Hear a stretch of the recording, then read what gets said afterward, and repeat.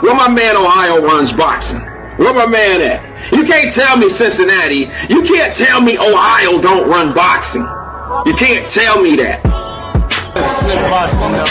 Ohio run boxing. Yeah, that's the page. In my perspective, Ohio run boxing. You think so? Man, Ohio run boxing, of course. Ohio runs boxing, man. That's a fact. They know who run boxing. Ohio run boxing. Ohio runs boxing, man. If you can't get it from Ohio, man, you tripping. Ohio runs boxing. You run it hard. Man, Ohio runs boxing, man. Shout out.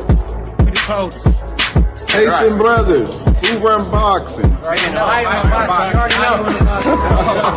It said we in the house, we got all the legends in Ohio. You already know, man. Y'all have a good one. You already know. Show out. You run boxing, man. Good work, man. You know Ohio run boxing. Them players on everything I love. I appreciate them for coming, man. Good Once again, man. Good Ohio run boxing. And let them know who run boxing, man. Ohio run boxing, man. Hell yeah.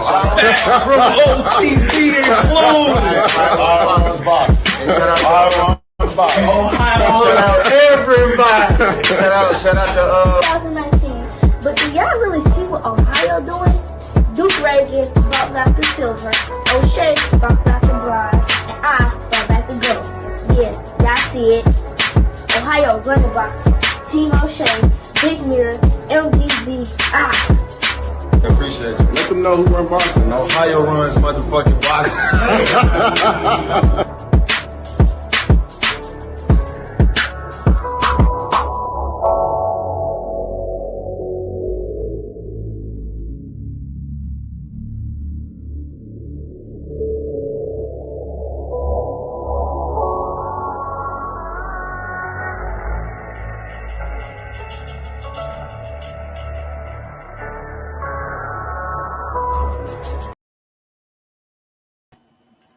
Salute to everybody in the building. Welcome to the Friday show of Ohio Runs Boxing and Ohio Over Everybody.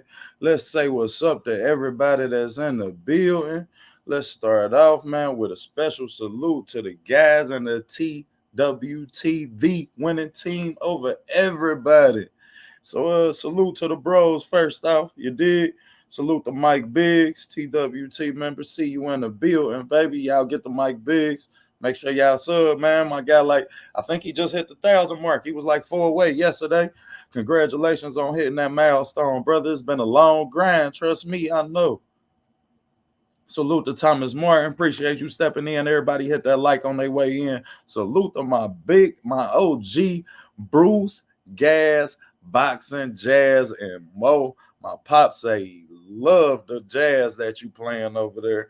I couldn't tell you nothing about it, Bruce. But salute to Bruce. Y'all get on over to Bruce, Gas, Boxing, and more. When I say Bruce play a lot of old fights, man. So if you really just a boxing head and you like to really get in tune with the sport and you like to watch it at every avenue, Bruce one of them tap-ins that you want to tap in over there and see what fights he's showing. Because as far as the relevance, man, he gonna show you a fight that's gonna make you love the sport of boxing. So salute to Bruce, Gas, Boxing, Jazz, and more. Salute my sis, Queen Tay in the building from Queen Combat and etc. Man, salute the Queen TWT member, always in support. Y'all go ahead, hit that sub button for Queen Tay, you dig? Because she always in the building, man, and she always salute the God. Appreciate you, sis. Mr. Mechanical family to the OTB boxing class. Appreciate you tapping in, bro. Your following getting so big, your name getting so big, boy. You one step away from a channel. We gonna need that. We gonna need that. Facts, Tay. Always gas over there. Salute Jose R.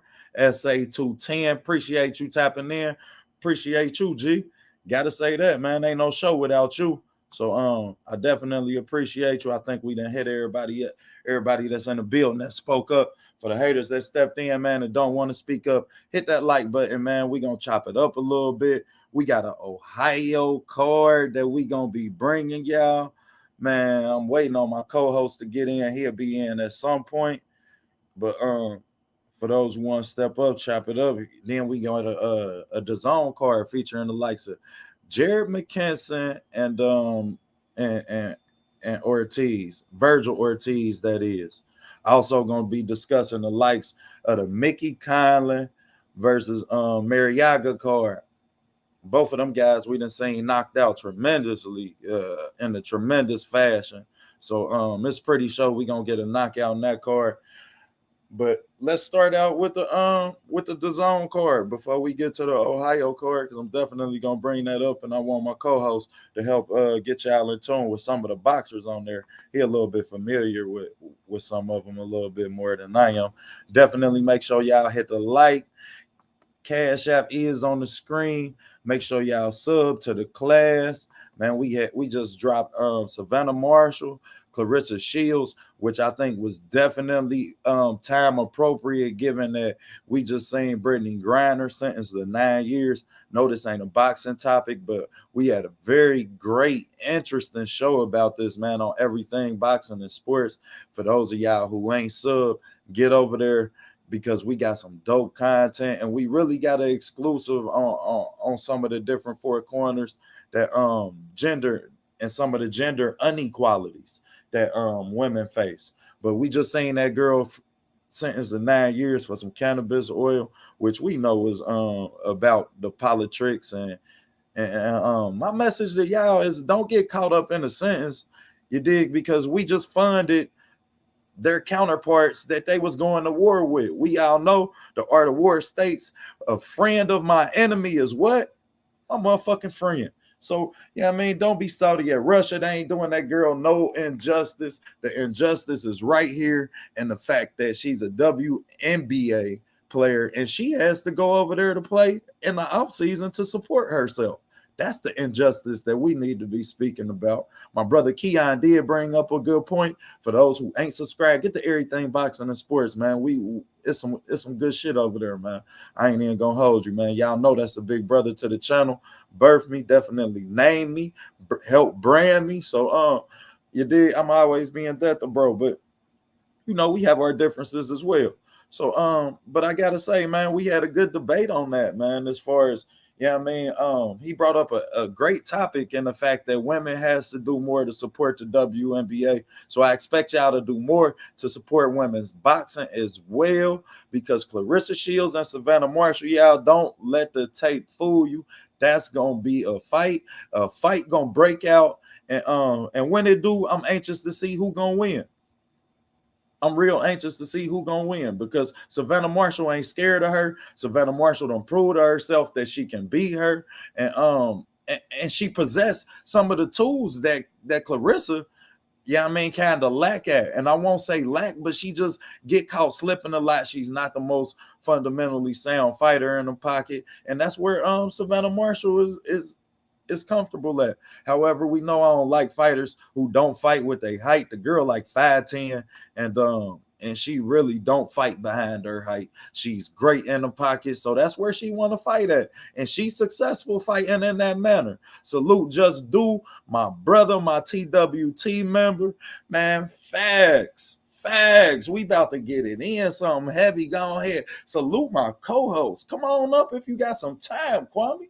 Come on up, the link up there, bro. This is my co-host on Loyal to the Game Boxing Talk, somebody who also dear to OTB boxing class, somebody who brought me on their platform as well. I'm equally as responsible to Kwame as I am to Keon, because that's who helped brush me up on my debate game. So, yeah, I mean, when I catch this body this week, man, you dig, then I definitely want Kwame to tune in and tap into that, man. You're going to appreciate some of that.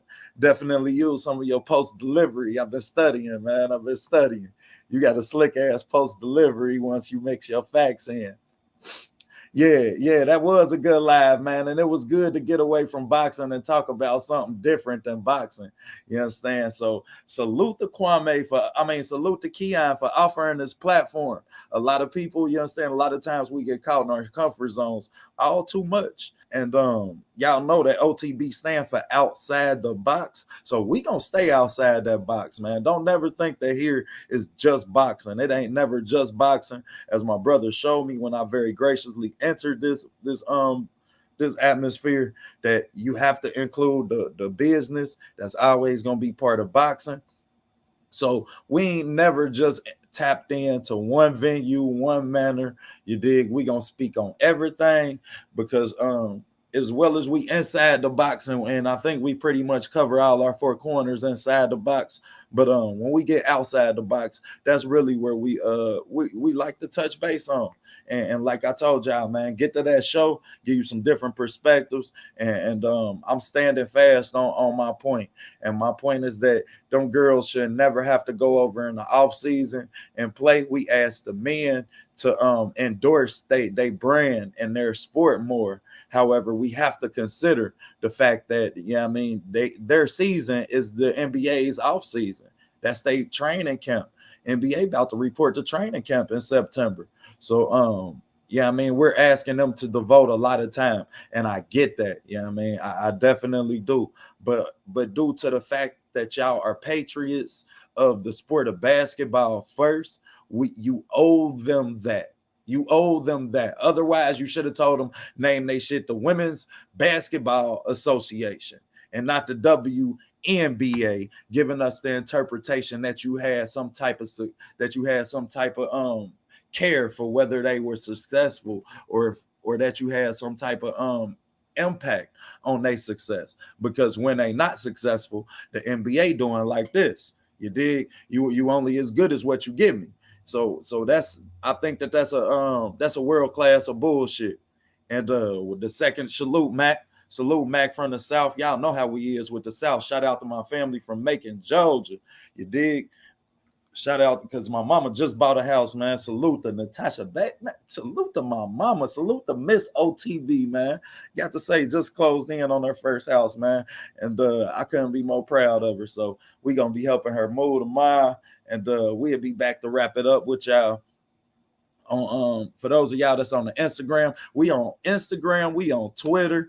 Yeah, man. Like to fire under OTBS to try and give those stages some more of this content, because we got some dope content at OTB Boxing Class 1-on-1, man.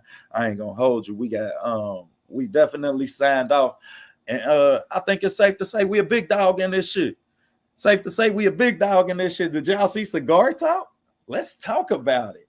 Did y'all see Cigar Talk with Adrian Broner? They pictured that Floyd fight.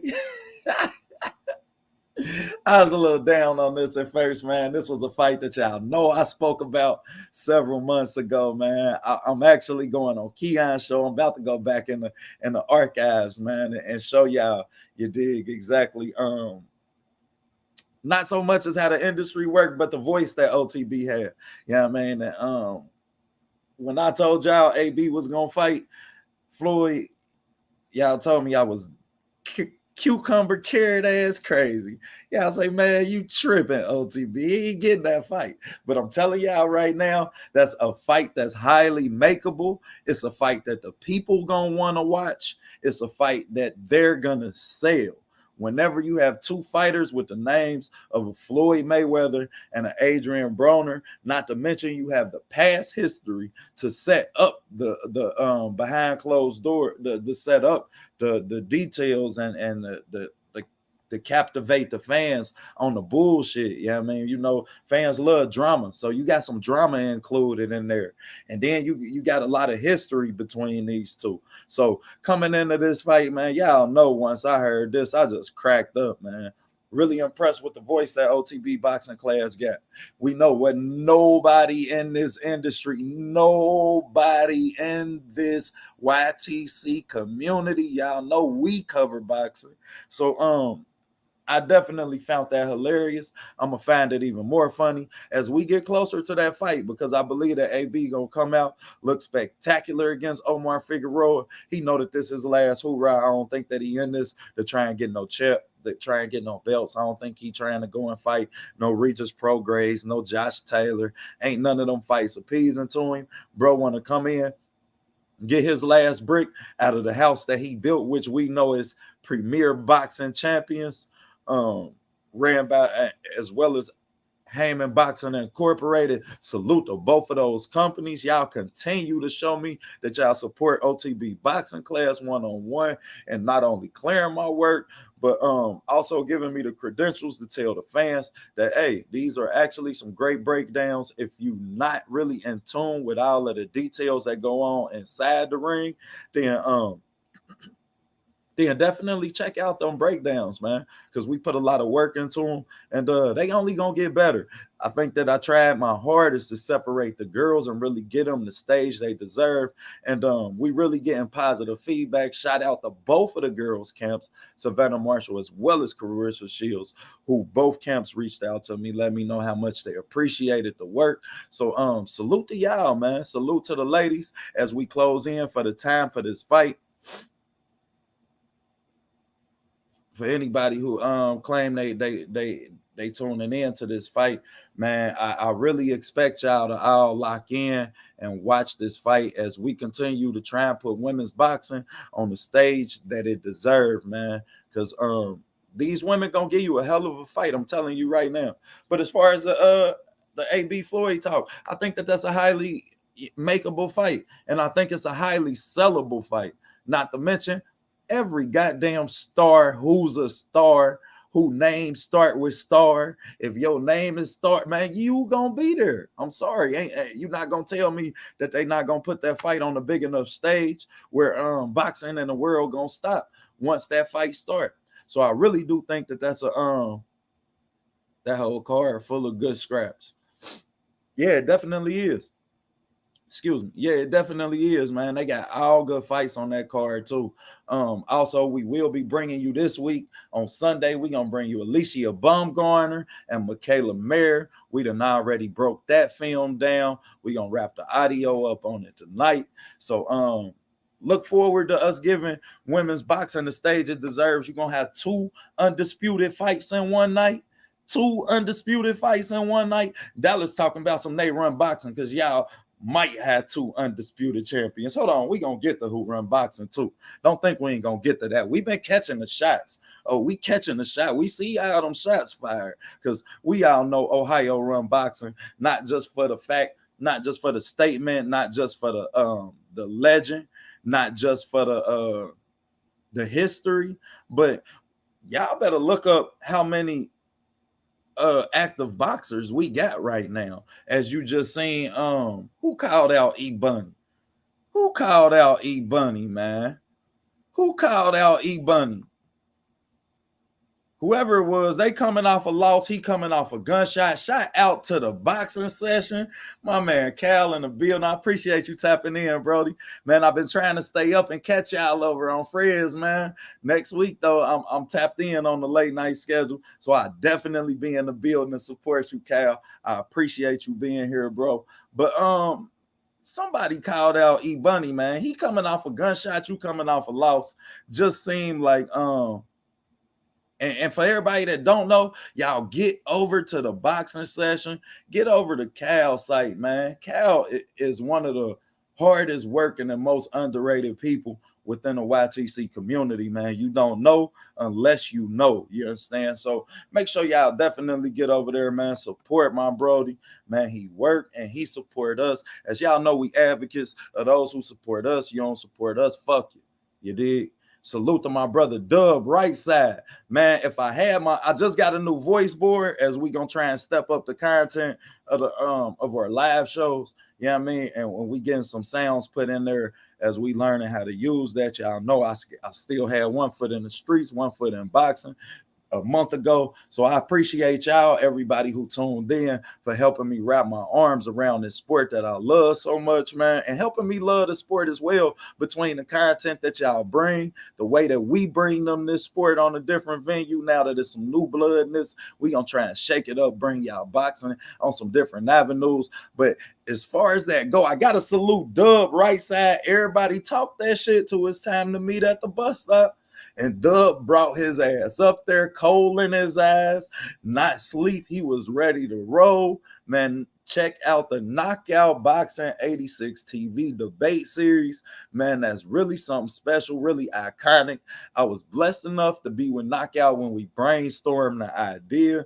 And Knockout, G5, Upper Echelon, all of us, man, we definitely brainstormed that idea collectively, but Knockout put the work in to making it happen and giving you a product that we knew that you would appreciate. So I got to salute Dub right side and Knockout Boxing on a great debate, in which, if you ever don't know about a topic, these debates gonna help wrap up all the facts within that topic. And excuse me.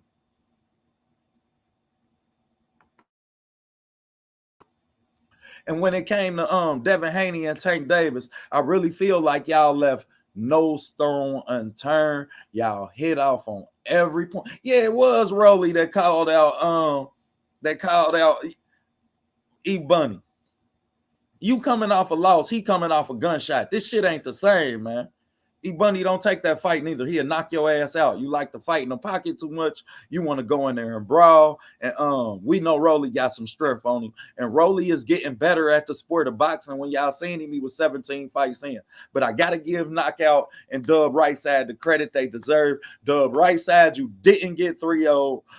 Coming from the moderator, coming from somebody who looked at everything with an unbiased, straight down the line. I ain't even want y'all to talk shit to each other. Sorry about that, Miss Knockout. I feel like that's what we do, the face-offs over here on OTB Boxing Class 101. We do them face-offs so that y'all can talk that shit. So as far as talking shit in between the rounds, I don't want to hear no shit talking that wasn't consistent with the topics which y'all covered in that round. So I definitely overtalked the shit talk. Plus, I ain't wanted to persuade the crowd. I know you ain't much of a shit talker right side, and I ain't feel like Knockout needed no help. So if ever I'm a part of those, I'm gonna make sure everybody go in the ring with the same ounce gloves on.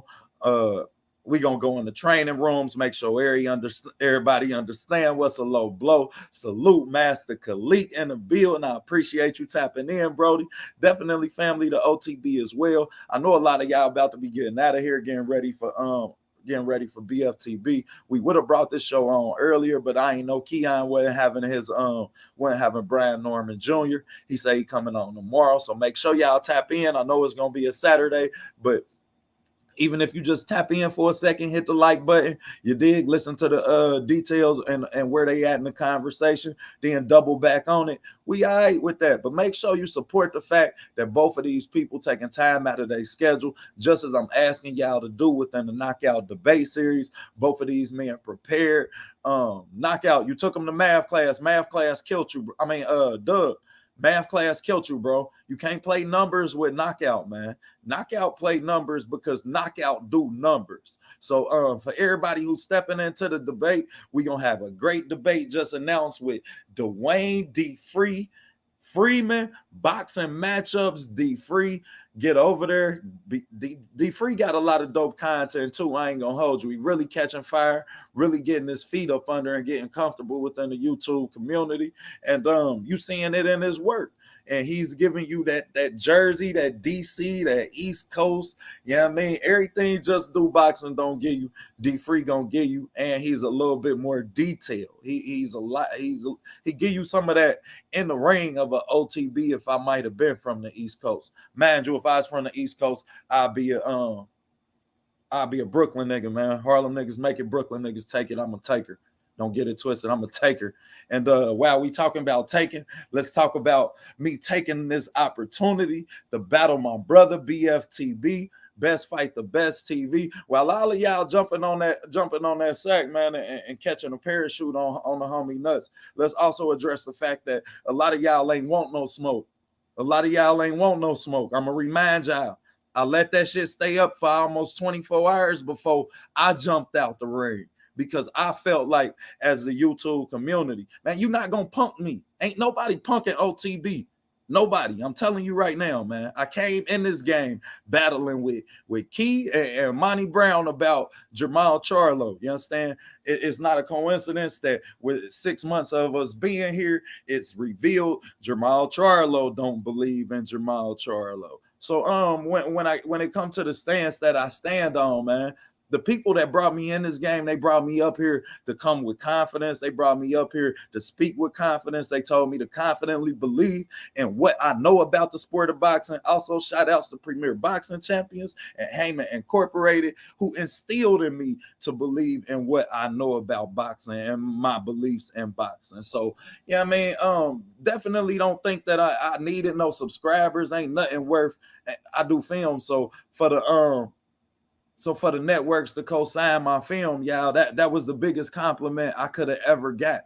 You know what I mean? That's who actually present the sport. So once I got that compliment, man, then it was signed, sealed, and delivered. I'm a big dog in this shit, man. Y'all better act like y'all know when I show up too. And don't be surprised. Don't be surprised, because next week I'm going to show y'all I'm real comfortable in the graveyard. Salute the glove up, boxing, and more. Coach, man, I can't tell y'all how important Coach is to the channel. Y'all know I do film. So for somebody who do film and you get that type of recognition, then you have to keep somebody who could keep you humble. You got to keep somebody who know more than what you know in the sport of boxing. You understand? And Coach, just so you know, that's who you are to me. You're going to always be the person who input, you know what I mean? In some ways, I might debate it at the time, but just know, man, I respect the wisdom that you have given to the sport, bro. I respect everything that you still give us. I respect the fact that you open me with open arms. Don't think I got your number and I ain't using it, because me and Coach gonna bring y'all something where we break down the fight.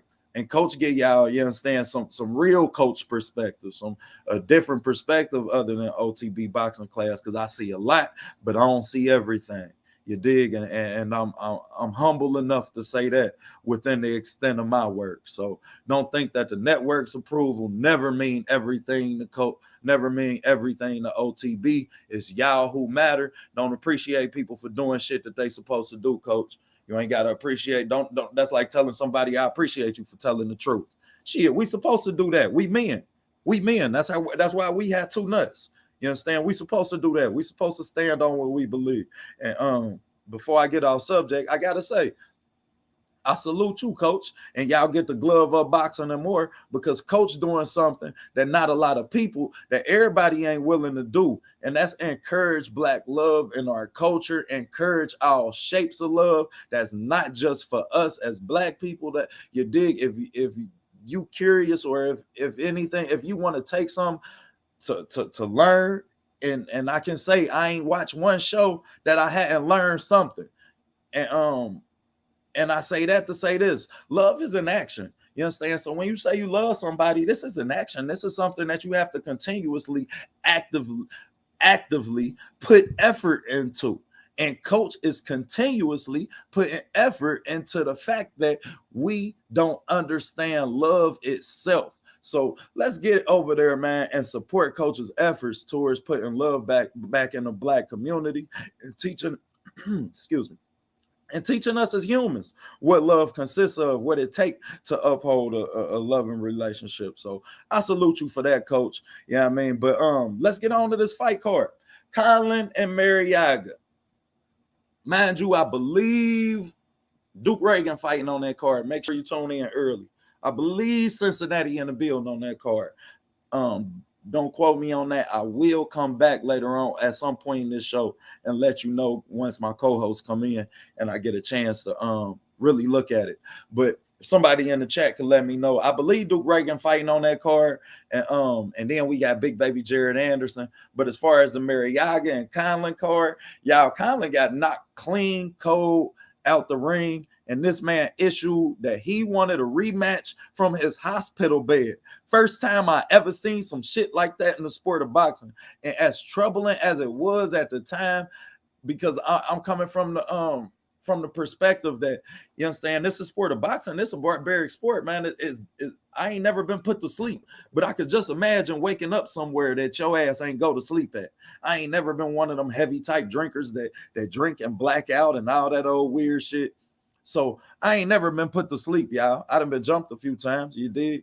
I done lost my fair share of fights. Anybody who tell you that they ain't lost no fight, that mean they ain't had no fights, because somebody gonna whoop your ass.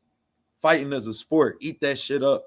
And salute to my brother Swad Jones in the building. I appreciate you tapping in, Brody. That's another person that's family, the OTB boxing class 1-on-1.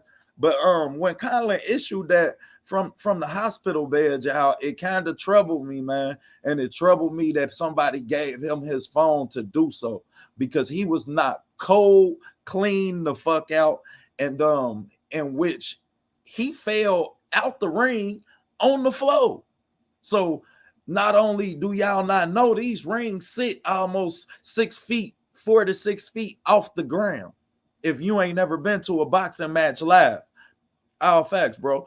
And if you ain't never been to a boxing match live, that's dangerous, y'all. You understand that? That's something that I really want to see us as advocates of boxing really push them to put some padding around that ring, man, just because you never know what's gonna happen. And he got knocked clean the fuck out and put to sleep. And he told Lee Wood from his hospital bed that he wanted a rematch. So the fact that he jumping back in the ring on such short notice kind of bothered me. But at the same time, man, he's a warrior. We have to appreciate people who love this sport enough to do so. Salute my brother Dante Hall in the building. Appreciate you tapping in, bro. I'm interested to see how he bounced back. This is a light touch. I agree, because we know Marriaga ain't going to take much to put his ass to bed. Yeah, in a coma on live TV, which is dangerous for his kids to see. That's dangerous for him to see. You feel me? Like, man, that's dangerous for the sport of boxing. He took a hell of a fall. Salute AJ64. I appreciate everybody tapped in. Hit that like button on y'all way in. We chopping it up about Conlan and Marriaga. And I'm just like, I was disappointed with that, man. Y'all know I'm a big advocate that we have to protect our stars, man. We have to protect our athletes. And I'm gonna take that time within this to say, Drew Titan, salute to my brother Drew Titan and the whole LDBC, man. I appreciate y'all from Blue Blood encouraging me. You understand? To Drew Titan, to everybody else. You know what I mean? Because this shit can get discouraging.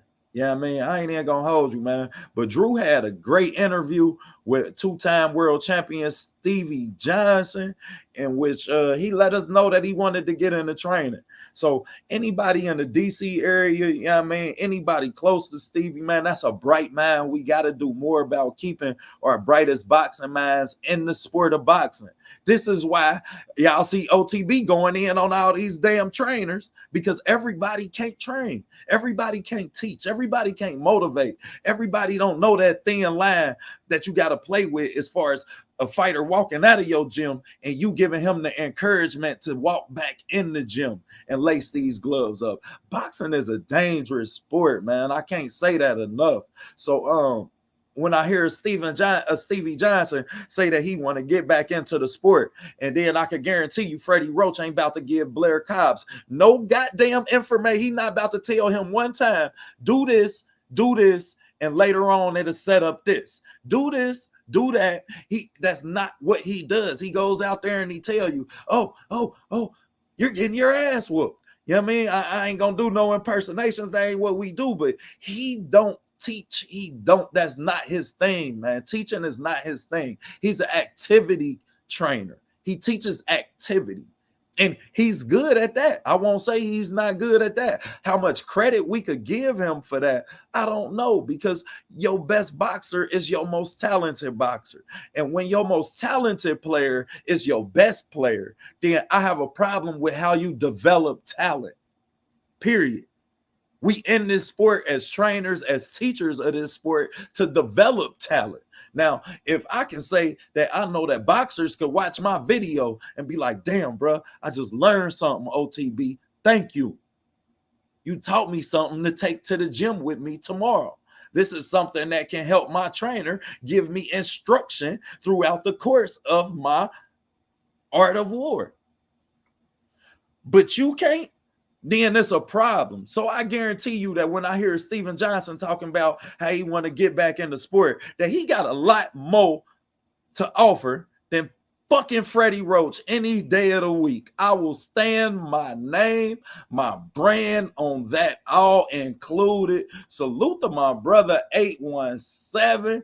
Man, this is family, the OTB boxing class. Man, don't nobody know. 817, you want to hit the link, hit it, man. I will repost it for you, man. If they don't know, I'm telling them now, man, this my brother, y'all. Like, man, that's real life family. Look in my eyes. They tell you, look in my eyes, dog. Like we really at the corner, man. Look at my eyes, like real talk, man. That's the Brody. Y'all never get in between that. Y'all never help fuel that fire. You know what I mean? Of course, I told BF on several occasions, send out of town shooters. Send out of town shooters. But you know, that's my brother, man. I promise y'all, man. Hey, since Bat been gone, man, it's few people in this industry that, you know what I mean, you know. You understand? You know, but I'm blessed enough to say that my whole team, I know, we can all sit on that corner. And if they put us all in one area of this world, you understand? This is what lets you know the environment in which you are raised on is just the same in your environment everywhere around the world. Hoods are hoods. Period. And that's my brother from another mother, man. So we about to get it in. This shit talking about to increase as we get ready for me to walk through the graveyard and put a tombstone behind OTB boxing class. I think I want it right there or right there. Y'all tell me where it's going. Yeah, man. But it's a tombstone going up, definitely going up, man. I promise y'all that, man. And while we on that level, you understand, like 817 and BFTB told y'all last night, man, chill out, because hey, he called everybody out and ain't none of y'all want no smoke. It's a lot of big dogs in this industry. Yeah, I mean, it's a lot of people who call themselves big dogs. It's a lot of people who say I'll debate any topic with anybody, but goddamn it, when he dropped that video, it ain't had no comments until OTB boxing class felt like a nigga was at the bus stop talking real indirect, and he ain't put no name on it. So we put a name on it. That's all it was, and we stepped into that atmosphere. So within the course of this battle, and while we step up talking shit, definitely family. Don't y'all never forget that, man. But while we step up to bring y'all a product that we know y'all gonna like, to bring y'all a topic that we know is highly debatable and is highly debated.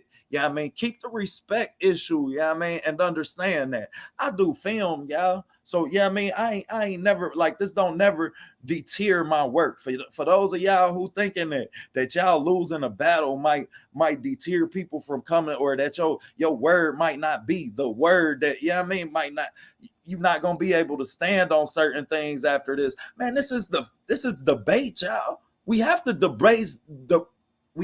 embrace debate in our culture, because we don't know how to disagree as Black men. This is why the first time we disagree, we ready to hit. Period. We have a masculinity level within ourselves as human beings, but us, we have a problem. Period. We feel like our way is the only way, and you disagreeing with us don't mean we can't be cool. Ain't nobody gotta die over no goddamn disagreements, and this is our way to show our people that there is a way for us to disagree and still be family, because at the end of the day, that is what we are. So I stand on that, and I need for plenty of other cultures to come on as well, so we can show the world how two cultures can disagree and still love the same damn sport. Now, this shit getting ridiculous. This is part of the divide and conquer that they have, because we can't agree to disagree. So the shit that we agree on, we don't even want to agree on it because we disagreed on some other shit. Man, we got to get out of this, man. Real talk. And this is our way that we gonna start in our culture from the boxing community, and then we can embrace debate on different levels. Salute Big Dose in the building, man. Salute everybody came in. Hit that like button for me one time, man. I know y'all about to be getting out of here, getting ready for BFTB, Best Fight the Best. My brother, person I'm about to share the ring with, and I ain't gonna take up too much of y'all time. We about to get to the Ortiz card, wrap that up in a minute, man. I'm just about to stay on here for about an hour unless one of my brothers so kindly want to hop up here with me, but I had to address that. And let's see what my homie Big Dose 513 in the building. Y'all know how I am about the city. Y'all know how I am about the city. That's my city. I remember when Vine was a one-way. Don't talk me to sleep. Facts, family, OTB. When we become grown, we should be able to talk our problems out as adults. Facts, Dose. We should not want to harm each other because we disagree. Yet we from Cincinnati, where they just made a song called You Are Not From Cincinnati, dividing the whole city. Now, Uptown don't feel like they Cincinnati. Like, man, come on, man. Like, this shit is getting ridiculous, man. We look for ways to divide we look for ways to disagree with each other, to separate ourselves. And then when we disagree with each other, we don't know how to handle the disagreement. Like, come on, man. This shit is ridiculous, man. This shit is real live. Bro, no, I'm telling the truth, man. I'm looking at this shit. Now you got Uptown talking about downtown. You got the West Side talking about ain't none of y'all Cincinnati. You got Madisonville over that motherfucker like shit. Just don't mention our name. Like, man, this shit crazy, yeah. And we really have to embrace being able to disagree more as a people, as black men, and as humans, man. Salute the heartbeat of Cincinnati, Queen Cassandra in the building. Man, if y'all don't know, I'm telling you now, man, that's a puppet master. That's the puppet master of Ohio, man. Because Cassandra pull out the strings. In case y'all don't know, we got to tap in and make sure we could be validated. Yeah, I mean, we got to tap in and make sure the queen gonna be like, okay, now ain't no making the city look bad. AB making us look bad enough now. Shit. But shout outs to the queen. She know that we definitely appreciate her. And she the heartbeat of Cincinnati, y'all. Don't get it twisted, man. You know I got music on my page, family. I'll be repping the city and all the hoods. Oh, Big Dose, I'm about to check you out because I'm definitely gonna help bring some of that music to the forefront, man. We also got a couple more content creators coming out of the city that's bringing y'all some dope content, man. My guy Ghetto Guys, he over there giving y'all a lot of dope hip hop content, man, and a bright mind in boxing as well. Y'all know that's my family, but yeah, man, let's get out of the city. Oh yeah, let me get on to the card. Let me get on to the card, man. It's in the process. I don't know what StreamYard on. Next week I will show y'all this card and likeliness, but it's on my thumbnail, but they wouldn't let me bring it on the show. But they wouldn't let me add it to the show. But we got a card that's gonna be for all of y'all that's gonna be anywhere close to Ohio. Y'all, I know that this card got 3 future champions on there. Like I know that it does. It's gonna be September the 3rd in Columbus. Shout out to Cortez Entertainment, Cortez Bay, also with Mickey Bay Entertainment. Man, they gonna bring us a live card, y'all. Gonna feature at least 3 future champions on that card. Give me a minute. Let me pull it up so I can get to it for y'all because I want to make sure I give them the stage it deserve. Man, you got to go see this talent at the lower. We got to embrace the local promoters because these are the guys, y'all. When I say I just talked to Tim Witherspoon Jr., he told me about a fight of Adrian Bronner's down at the Sentai Center in which he fought on there and Deontay Wilder fought on that card. But when I seen a lot more talent than that. I seen Deontay Wilder, y'all, before he was Deontay Wilder. So I definitely encourage y'all to reach out to your local promoters and support boxing at all extremes of boxing, man. Reach out to the amateurs. Shout out to little JCI from Cincinnati, Real Deal Boxing Gym. Same gym that broke the record and gave y'all 10 champions out of the same, I repeat, 10 national champions out the same gym. But this kid just was, the rankings came out this week, and he was ranked number 1 at the 60-pound division. So we definitely want to salute him. We want to salute his support system, because y'all, when I say it's bigger than the kid and the trainers, I realize from coaching sports that we have to appreciate the aunts that drop them off, the cousins that pick them up, the coaches that take them home. And at this point in time, we want to appreciate everybody that's a part of that kid's life, man, because he's really special, and we all are encouraging, you know what I mean? And I'm encouraging everybody to keep these kids in the sport of boxing. It's too much talent. The sport of boxing lose more talent than any other sport. Look at champions like Conor Ben's dad, who fought in the military. You know what I mean? Who fought his way into boxing through the military. You understand? Look at Bernard Hopkins, who fought his way out of jail into boxing. Boxing lose more talent than any sport, y'all. And for these kids who in depth with this sport at such a low age in life, we have to encourage and make sure we support the support systems that support them. So at this point in time, also Lamar Champmaker Wright up in Toledo, his son, top 5 in the state, top 5 in the country as well. Y'all, when y'all go up and down them amateur brackets, I encourage y'all to do so. You see a lot of Ohio, and I'm an advocate of making sure all these kids stay a part of this sport, man, because this is a beautiful sport, and it's too much talent for us to keep losing to the jails, to the military, to football, to basketball. I ain't gonna say baseball. Baseball got guaranteed contracts. So if you don't know, OTB boxing class 1-on-1 telling you now, get your kids in baseball, because they will pay your kids to go to college. You can sign a contract in baseball to go and then go to college and then sign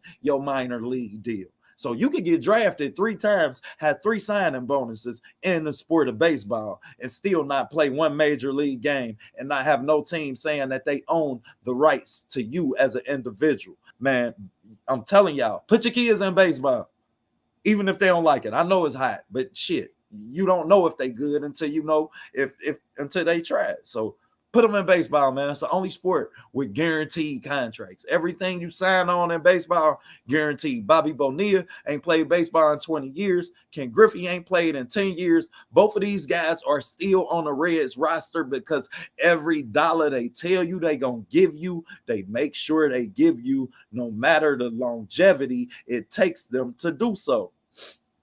So, with that being said, put your kids in baseball, period. Try it. The money free, they is guaranteed, and they gonna pay them to go and learn something and also polish up on their craft. You understand? So I have to encourage that.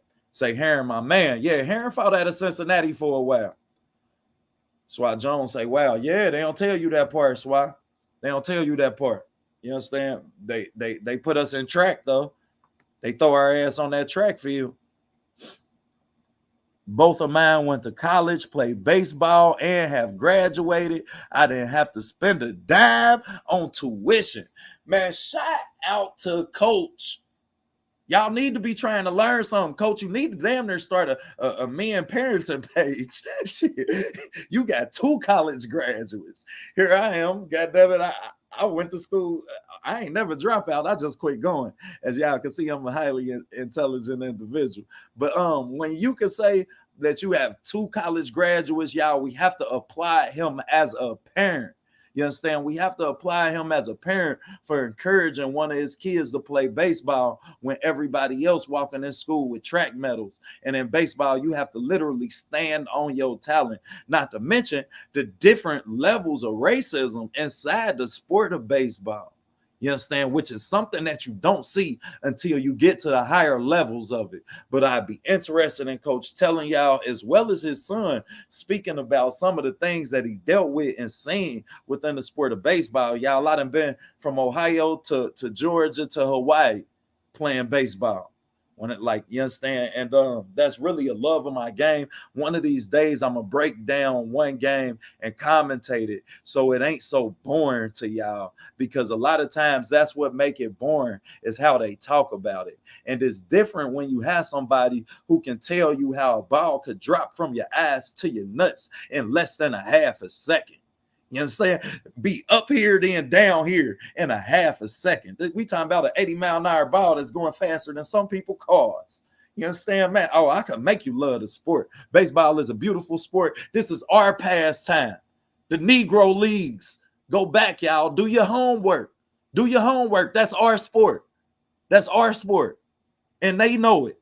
Thus, we have a Negro League Hall of Fame. We have a Negro League what they call it, Cooperstown. Cooperstown has a Negro League branch. This is our sport. There is no reason why it should be baseball fields in every city in America empty, not full of black kids. This is our sport, y'all, period. But I ain't gonna get too much on that. Plenty racism. See, Coach just told you.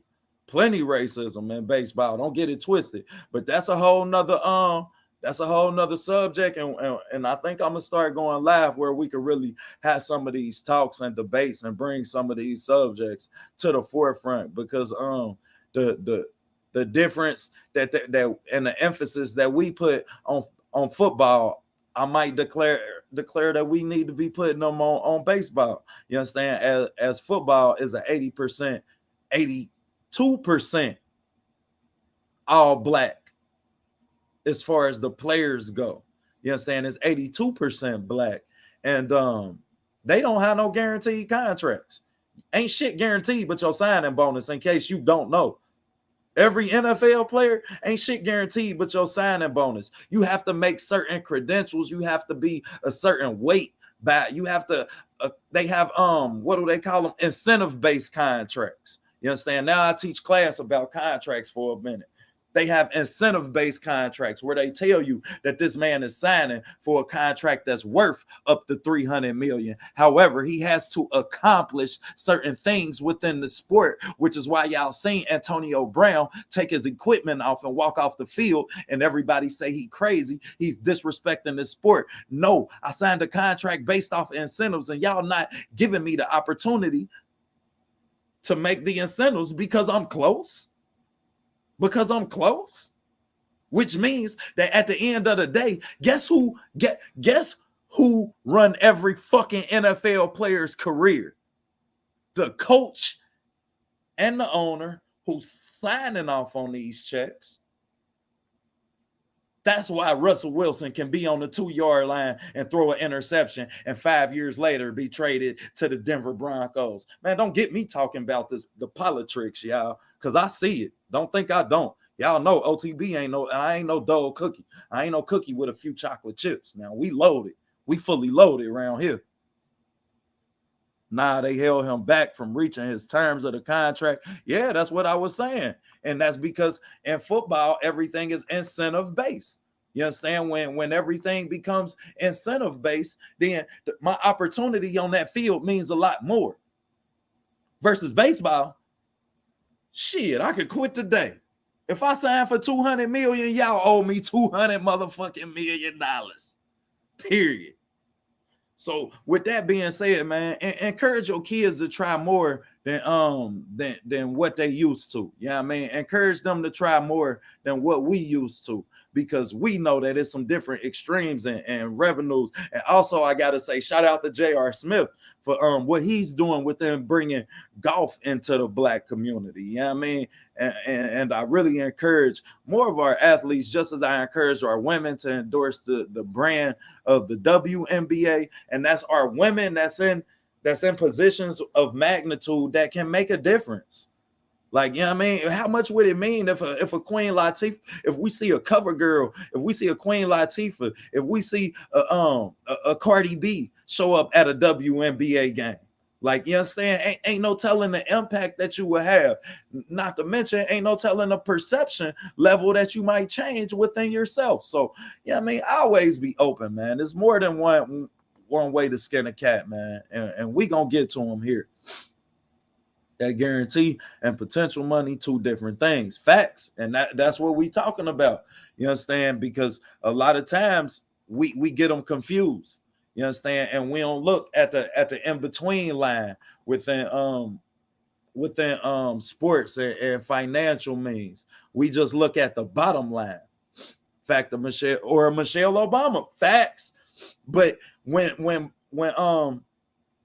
Barack was in office, I can go back and show you Michelle Obama at WNBA games. Yeah, I mean, so I can't say that she didn't make an effort. However, I'll say that a continuous effort, an effort that's not continuous, ain't a goddamn effort.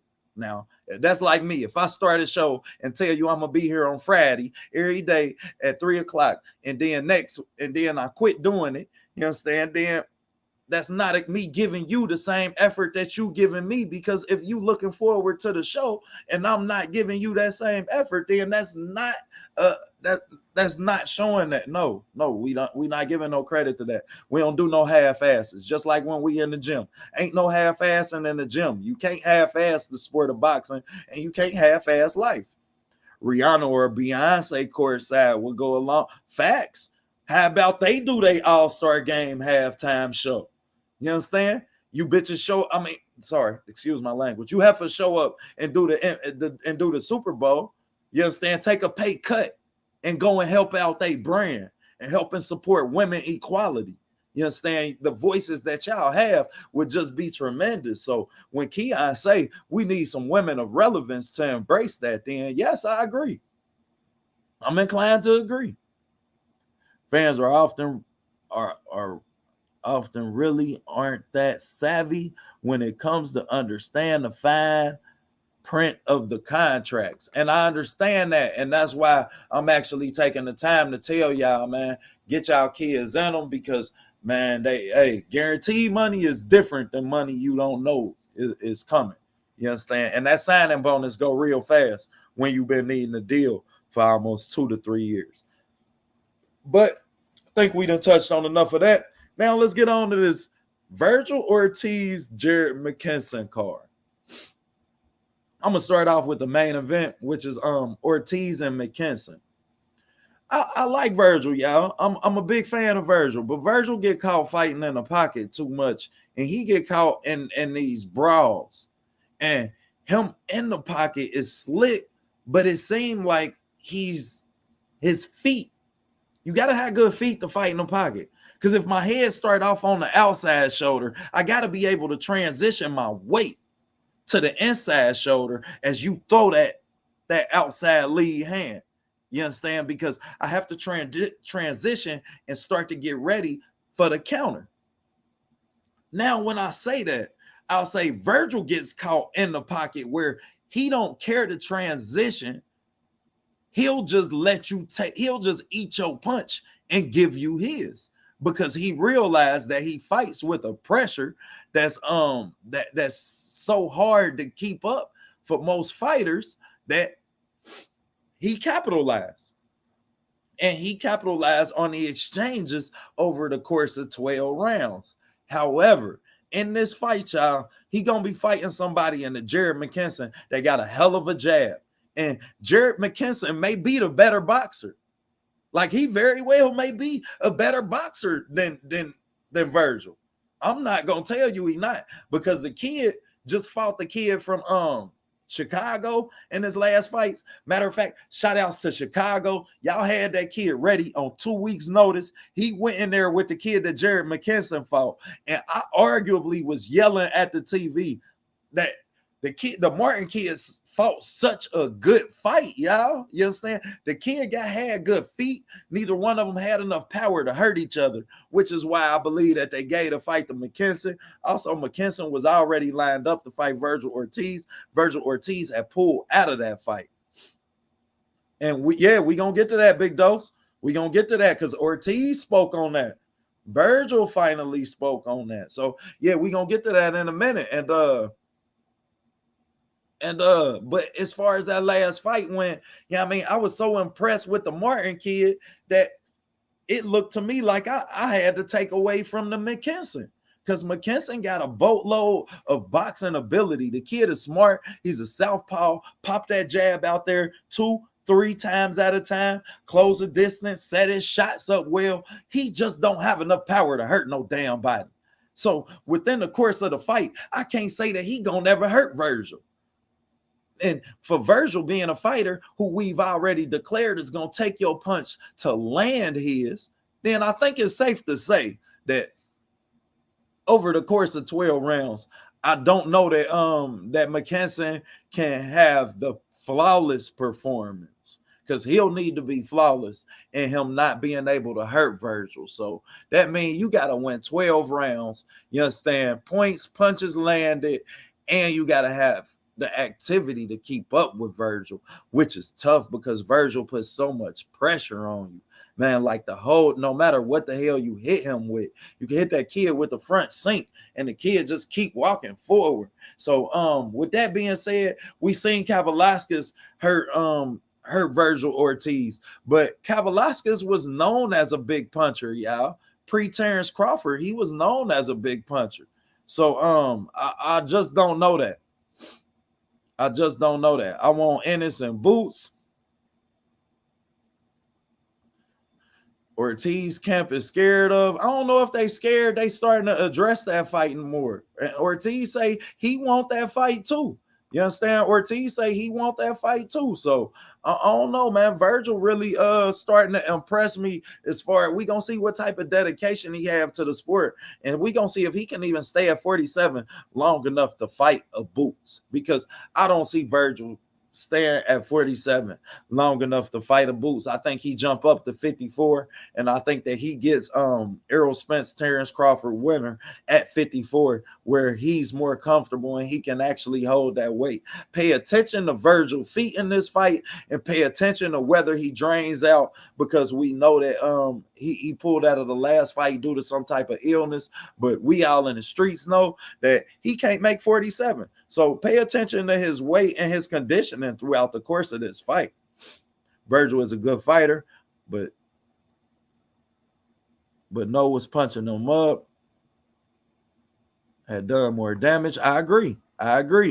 What you think about Kid Austin Schofield? I'm a big fan of Kid Austin Schofield. And if y'all don't know about Kid Austin Schofield, get to his page on IG. Man, the kid is a workaholic. He stays in the gym. That's what I like about him. It ain't just fight time that you see Kid Austin in the gym, as well as the people around him doing good things about teaching him grade 8 level boxing.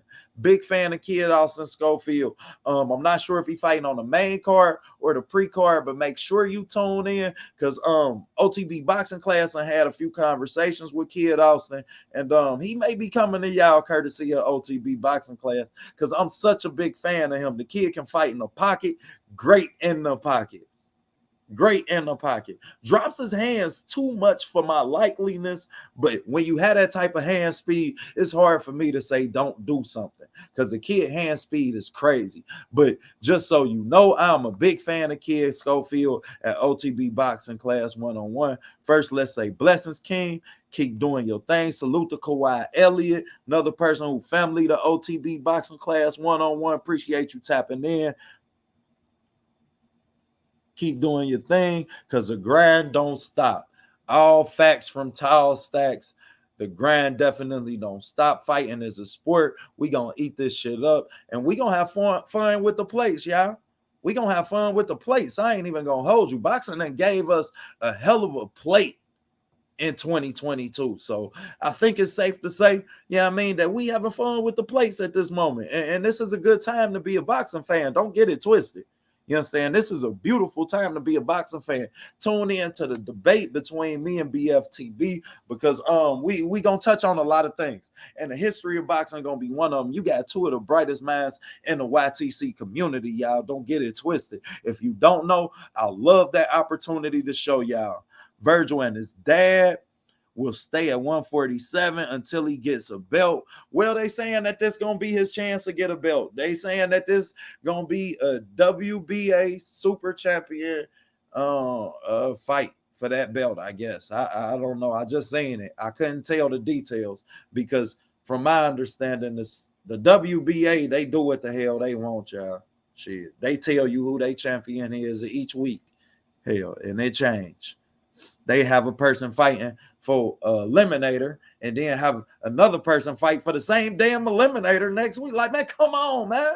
Y'all killing us, man. That's because Al run the WBA. We ain't going to get it twisted. That's on the course of Ohio runs boxing from Don King to Al Heyman. Y'all ain't never seen a better promoter in boxing.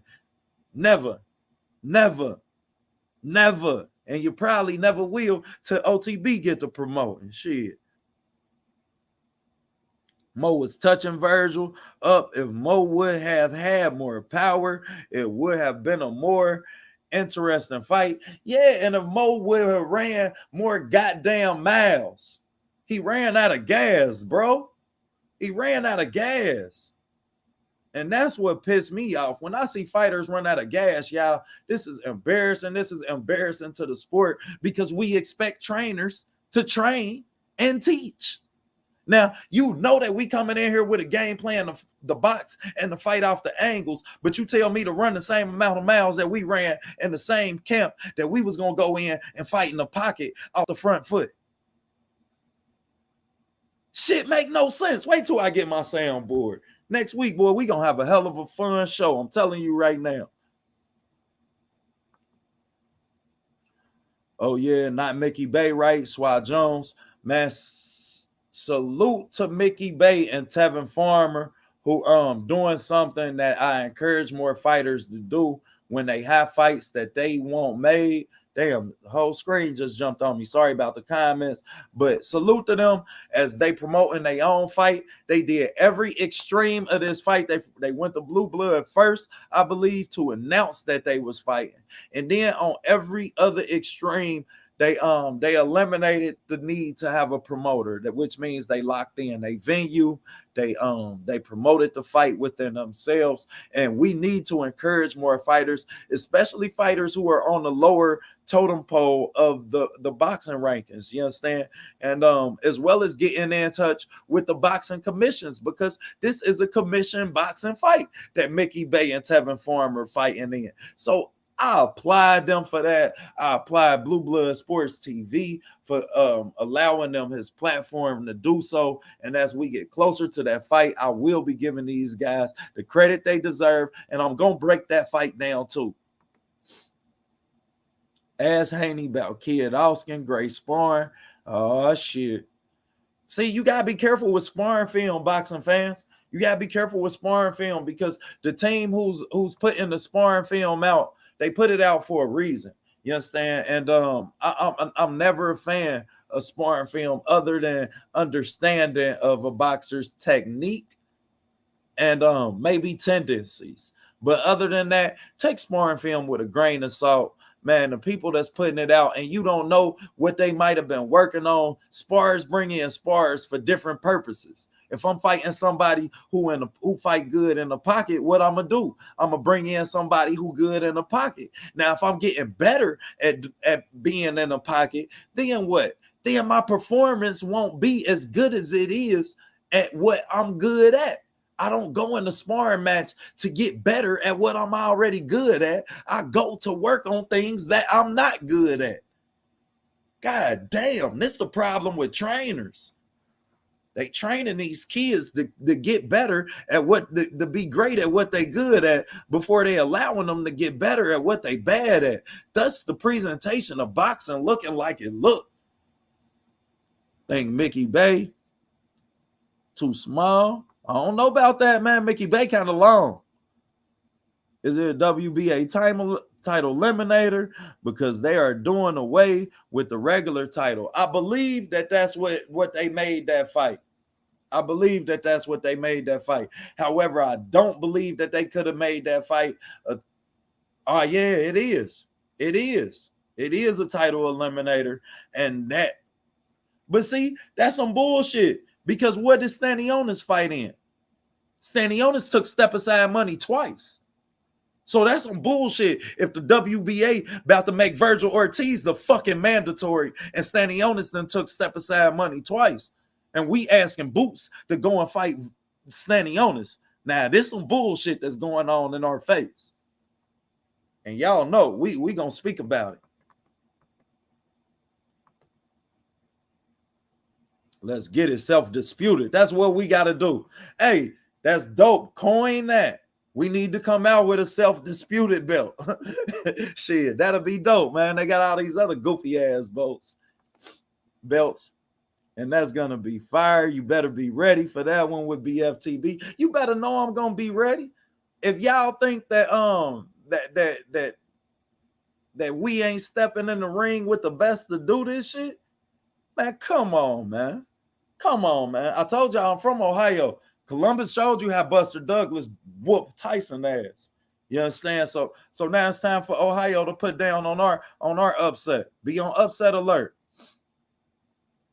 One of the big differences in the fight between Bud and Spence is going to be the coaching. IMO, Bomac ain't got enough on James. Bud has been his only success. He got lucky with a special talent. Big Dose, let me teach you something. See, next week I'm going to have a class is in session. You understand? Next week I'm going to have a class is in session for these. Because Jamel Herring wasn't a champion before he went to Bomac. Steven Nelson wasn't a champion before he went to Bomac. Steven Nelson is still currently a champion unless he's been stripped because he didn't lose that belt in the ring. So, based off of that, I don't know how valid your point is, bro. Class dismissed on that topic. Farmer versus Bay. Wow, can't wait. Said no one ever. Sheesh. Facts. Appreciate that, football gamer. What you play, bro? Put in the chat what you play. Put us a gamer tag up, man. I get it in on Madden. Don't run no cover 2, no cover 3 on me. I'm telling you. I'm a quarterback at heart. Y'all think I only break down boxing film? I don't. I will do a football film and dissect it the same way. Find the middle linebacker, find the free safety. As you jamming him outside or inside, I'm going to tell you every read a quarterback got. Stay tuned to OTB Boxing Class 1-on-1. I ain't decided if I'm going to let that be a part of all of my brother's shows who's doing football shows. A lot of my brothers about to bring us some football shows in which I can give y'all some name for those, and I might just let them run with the film and break it down how they want. But we definitely do football film as well, y'all. Don't get it twisted. Man, we break down everything. If it can be broken down, we going to freeze frame it and show you the details of what you're looking at. And it's bigger than that, you know what I mean, as we see it when it's happening. We just see something different, period. Appreciate that. Shit. Y'all ain't never got to thank me for telling the truth. That's part of my character. You understand?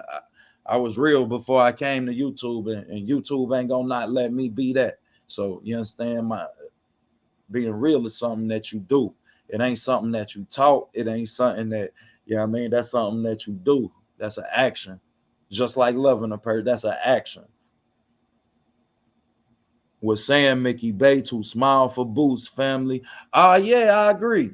For Boots, Boots ain't fighting that. I believe that him and Tevin Farmer fighting at 135. That's a 135 fight, man. So as far as Boots, they say Boots can get up to 160. Coming from the people in the D. And if y'all listen to the Breadman Edwards interview, he told y'all in that interview exactly how special Boots was. So if y'all don't know now, you know I'm telling you now, man. Shout outs to Breadman again for tapping in with me. He say he play Madden, sometimes Fight Night or MLB. Yeah, leave us a game and leave us a gamer tag, bro. Leave us a gamer tag, man, because we do that Madden shit. I ain't even gonna hold you. I play a little bit of Madden now. OTB slick now. My Raiders good finally. My Raiders good finally. Shout out to Raider Nation. Look beautiful last night, man. Our DBs actually cover some damn body. That's what I'm worried about with us, man. And Derek Carr throwing the ball away a lot, man. He gets careless. He getting that Brett Favre mode, man. You could tell Brett Favre, his damn idol. Marcus Brown got whooped. Mo Hooker got whooped. Herring got whooped. You could say Jamel got beat. But what he do in a rematch, adjustments by his coach. Adjustment level, I give you. I can give you the level of adjustment. What I can't say is that you just said enough because his fighters lost. He made them champions, bro. He made them champions. They weren't champions before they walked in the bowl mat. Facts. You understand? And as far as Jamel Herring getting whooped, let's also factor in that this Jamel Herring had been sparring in camp with Shakur Stevenson for Shakur Stevenson last 3 fights. His last 3 fights. So I have to blame Bomac for that. You understand? For still allowing that fight to happen, knowing that these fighters had that type of familiarity with each other. But as far as Bomac being the trainer and what he teaches, I can't say that, bro. I can't say that because you had 3 fighters lose. Eddie Reynoso had 3 fighters lose and Canelo won, and he won Fighter of the Year, Trainer of the Year. Not to mention, shit, let's be real. At one point in time, I don't know that you can say of any adjustments that Derek James made to Errol Spence other than his activity rate. And I've been watching Errol Spence since the amateurs. So, yeah, shit, you got the right one. You got the right one. Because the problems that he have still ain't fucking fixed. But we ain't gonna do that because I gotta save a lot of them gems for the homie BF. Hey, I don't care if it was the Jags. Our DBs covered. Let me stand on that. We ain't had DBs that covered nobody that wasn't their kids. God damn it.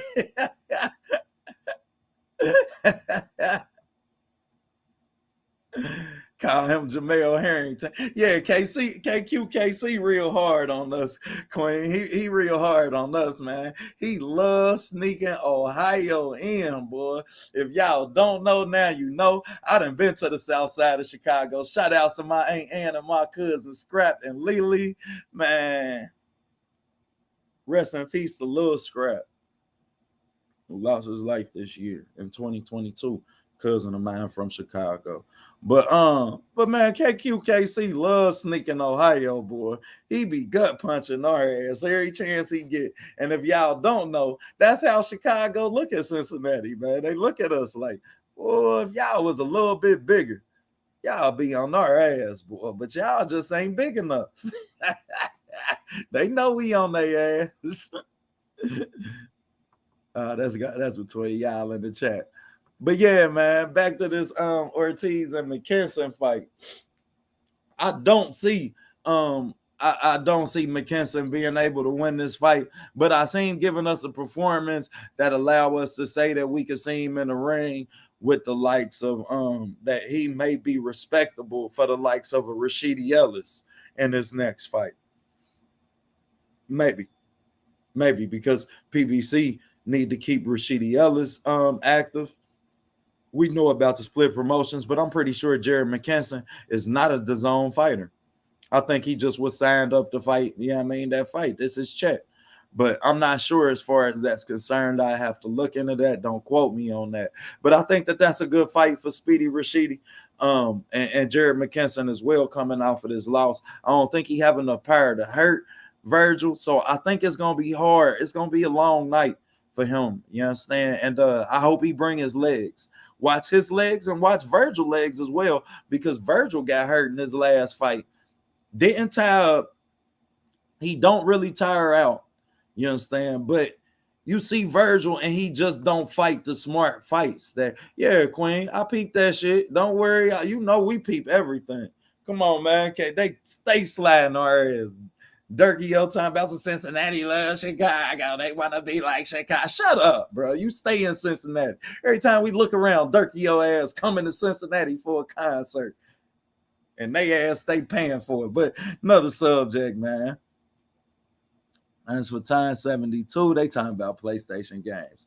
But yeah, man, I don't see Jared McKinson being able to hurt him at any point in this fight, y'all. So that's gonna cause for a long fight. As far as hold on, y'all, my co-host just tapped in.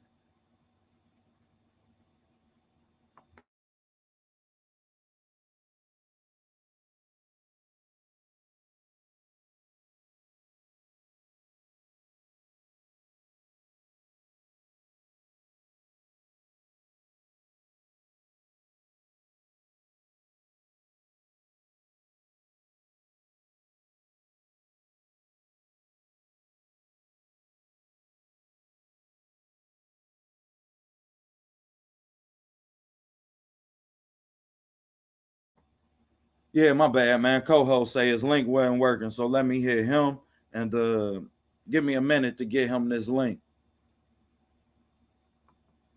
But yeah, I ain't gonna quit talking, y'all. But I don't feel like McKinson gonna never hurt him. And as far as the Blair Cobbs and Blair Cobbs and Ortiz, y'all, man. I mean Blair Cobbs, Mo Hooker. Apologize about that.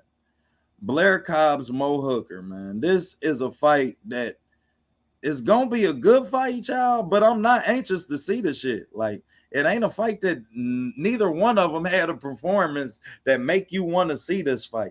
You got one fighter with an 80-inch reach and a Blair Cobbs who couldn't deal with a straight right hand in his last fight from Alexa Rocha.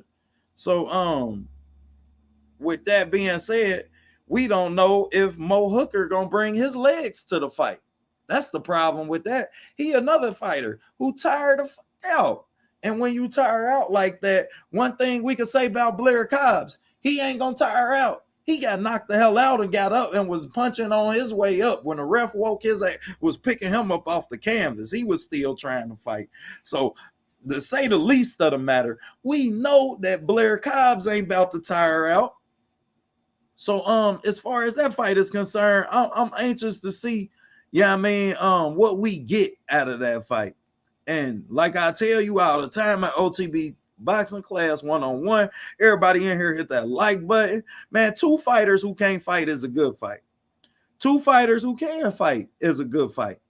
Now, the problem in boxing is they giving us one fighter who can and one who can't. And this is really causing for a bad look for the sport and a bad product. You understand? However, we can't say that, because in 2022, we ain't got nothing but great fights, y'all. Every fight we get been good. It's been one fight on the card. I don't know. I might have seen two cards this year that really was just horrible. You understand? Excuse me for a minute while I get my co-host a link sent.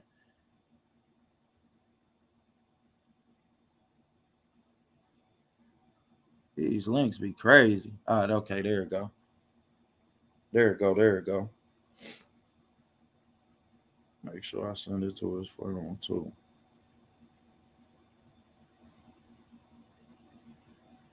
But yeah, man. So I can't say that. Yeah, However, as far as this card go, I feel like this is just a horrible card, y'all. Period. I like the Blair Cobbs and Maurice Hooker. However, it's the fan appreciation value, that's gonna provide for the great fight for that card. I think that okay, there go Brody. There you go, Brody. He say he in here. The link should hold on. Let me I'm about to put it in the chat. I'm about to just put it in the chat, bro.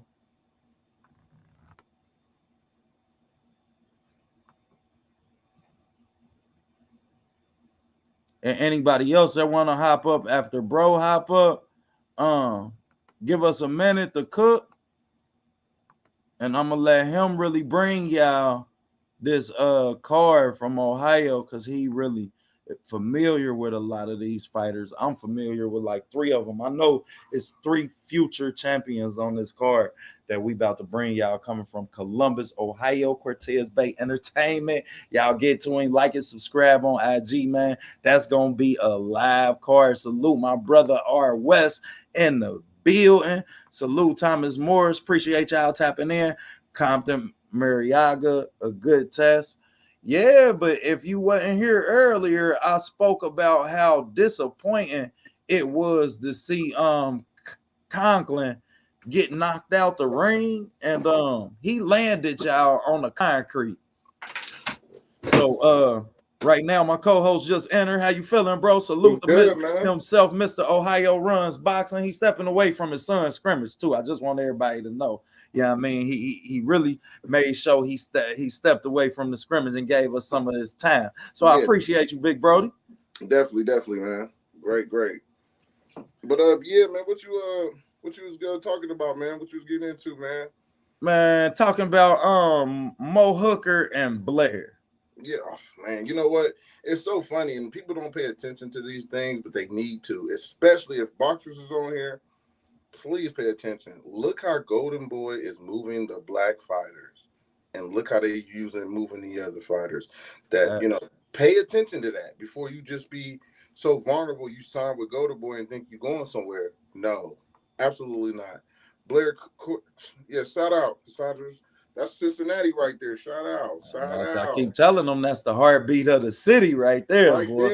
there. We can't even go live unless we tap in with the queen, yeah. She's a strong supporter, man. Never love, man. That's who signed off on everything. But I don't like the fight. It's a fun fight because we relate to them. We know both of them, but I just don't like it for the simple fact Cobb coming off a loss. And then you put Maurice with him. It's just like, what are we getting here? I mean, is it just for Maurice? You feeding Cobb to Maurice? I mean, like, or are you feeding Maurice to Cobb? Or are you feeding, like, which one is it? You know what I'm saying? And that's the thing, because let's be honest. If I'm Cobb, if Golden Boy got Cobb, man, you supposed to feed him low-level competition, guys. He's talking. He's bringing attention to himself. At least build him up with a couple of knockouts. Look at Rolly. Rolly got a fight, the biggest fight of his career, just by talking. And look at Cobb. Cobb promoted himself way better than with Golden Boy. People didn't even know Cobb was with Golden Boy. Talk about it. Come on, man. Like, Talk what about are we talking about here? He promote himself. He don't even need a promoter. We know about Cobb because he was making noise. You know what I'm saying? Fact. And I respect that. And I remember people was talking about when Earl Spence took a shot at him because he was saying certain stuff. I understood what Earl Spence was saying because he called him a 34 prospect, a 34-year-old prospect. Prospect, yeah. Bro, it was hilarious. And I told people, I said, Earl, what he said was kind of true. It is true. He's like a 34 prospect. But what Earl didn't understand, and I don't think Earl was directing that to everybody. He was just giving back the smoke that, that got sent to him. Right. You know what I'm saying? So, but there are so many fighters that's 34 or 33 that's prospects, especially in Ohio. And I was like, y'all making fun of Cobbs, but he's actually fighting for y'all. He's actually fighting to open up a door for y'all while y'all up here clowning. He is the way to open up the door. So if he win, it'll be good look on y'all because these promoters, they do not look at y'all as guys they sign and get behind. So you have to look at it from a different perspective. You get what I'm saying?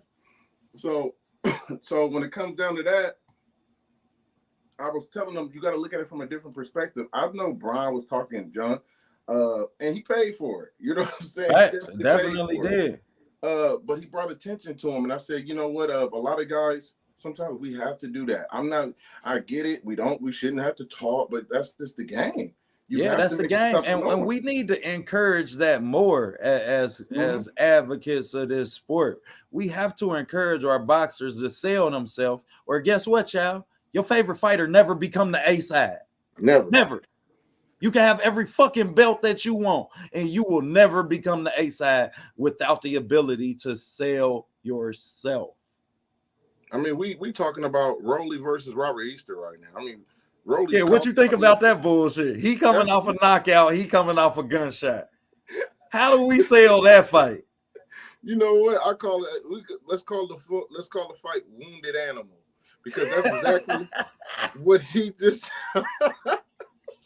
he going after a wounded animal, a rabbit that's been shot.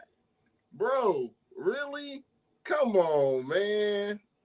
Like, I'm riding with Easter all day if that fight, but he's not healthy. Easter gonna have to take.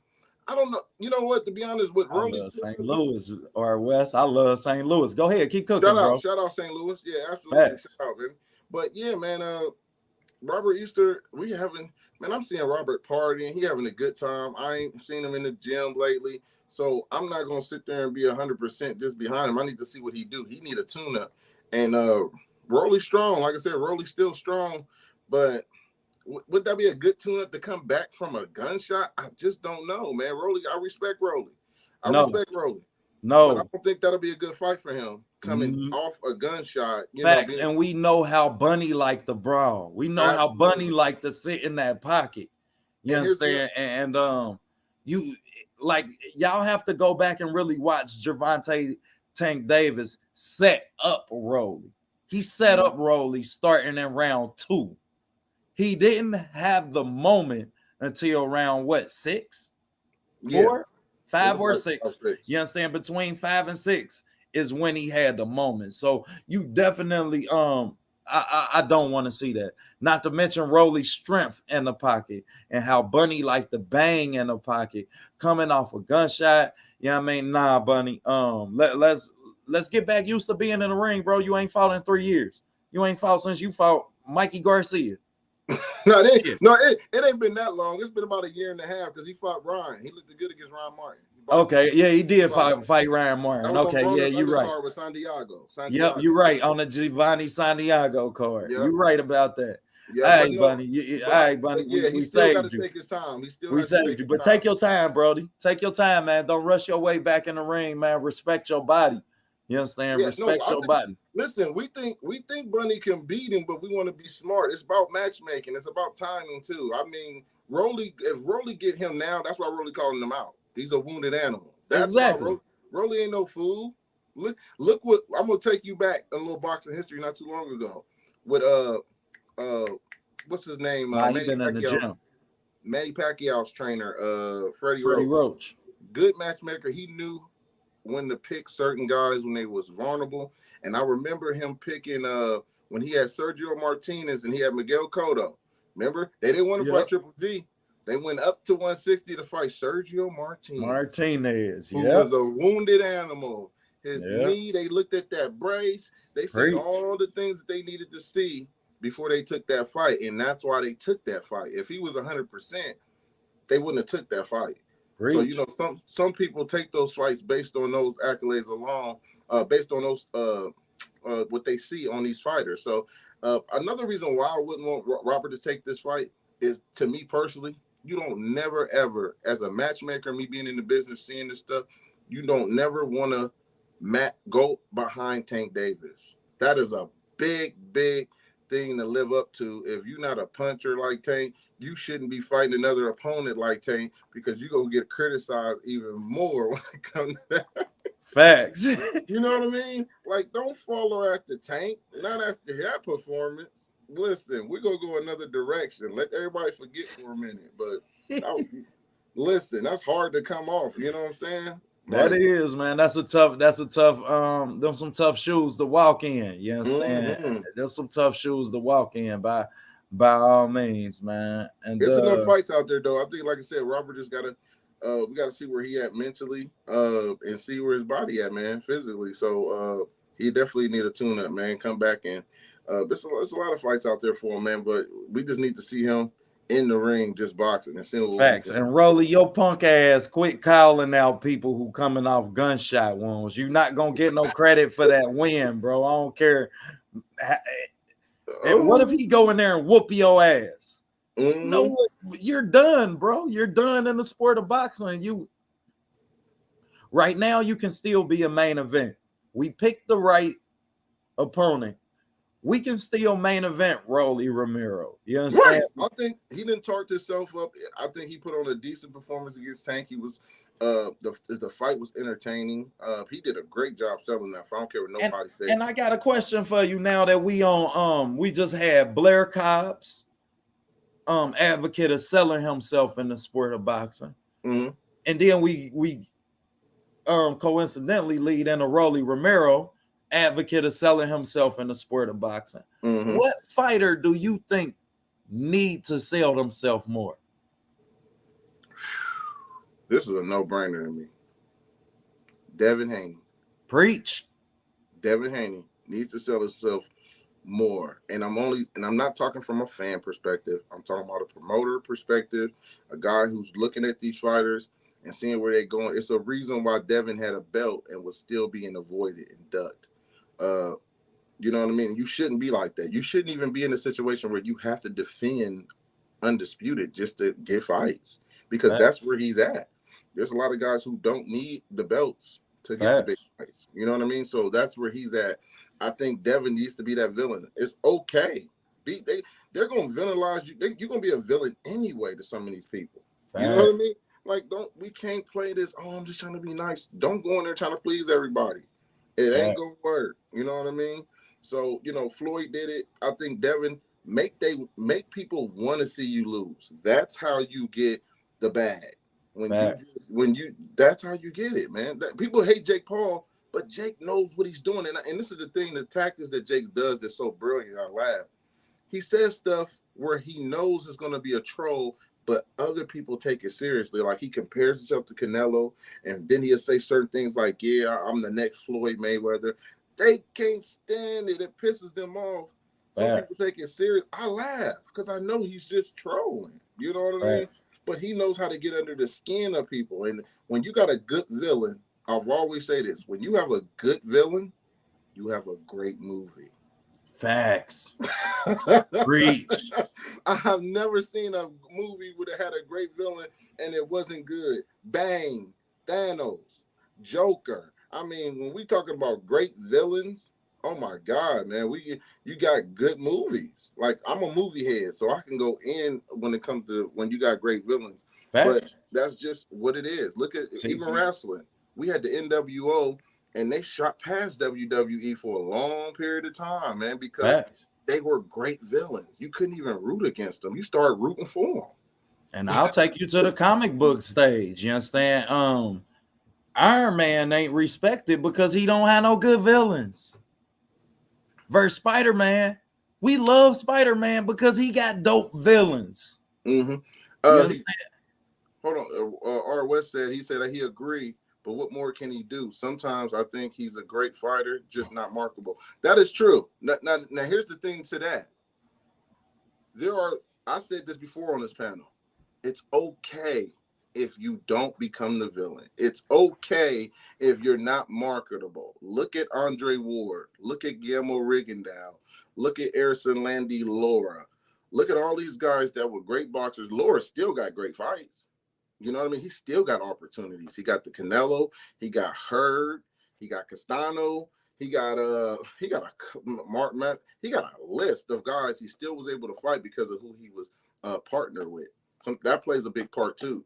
It's to me, it's silly for a lot of people in these fighters to be in the game and not look over there across the street at the employment at this place that's paying these fighters this much money and moving them, and you're not gonna go over there to sit at the table and talk to Al Heyman. That's silly to me. Like, how y'all not seeing how these guys are being moved? You know what I mean? So you got to make smart business moves to put you in a position to get great fights. Look at Demetrius Andrade. He said Lara was boring. This is on video. I said this before. He said Lara was boring when they was asking him about the fight. He didn't want to fight Lara. He said he runs around the ring. The networks don't want to see him. But guess what? Lara is signed to Al Heyman. Laura got the Canelo fight. You didn't, buddy.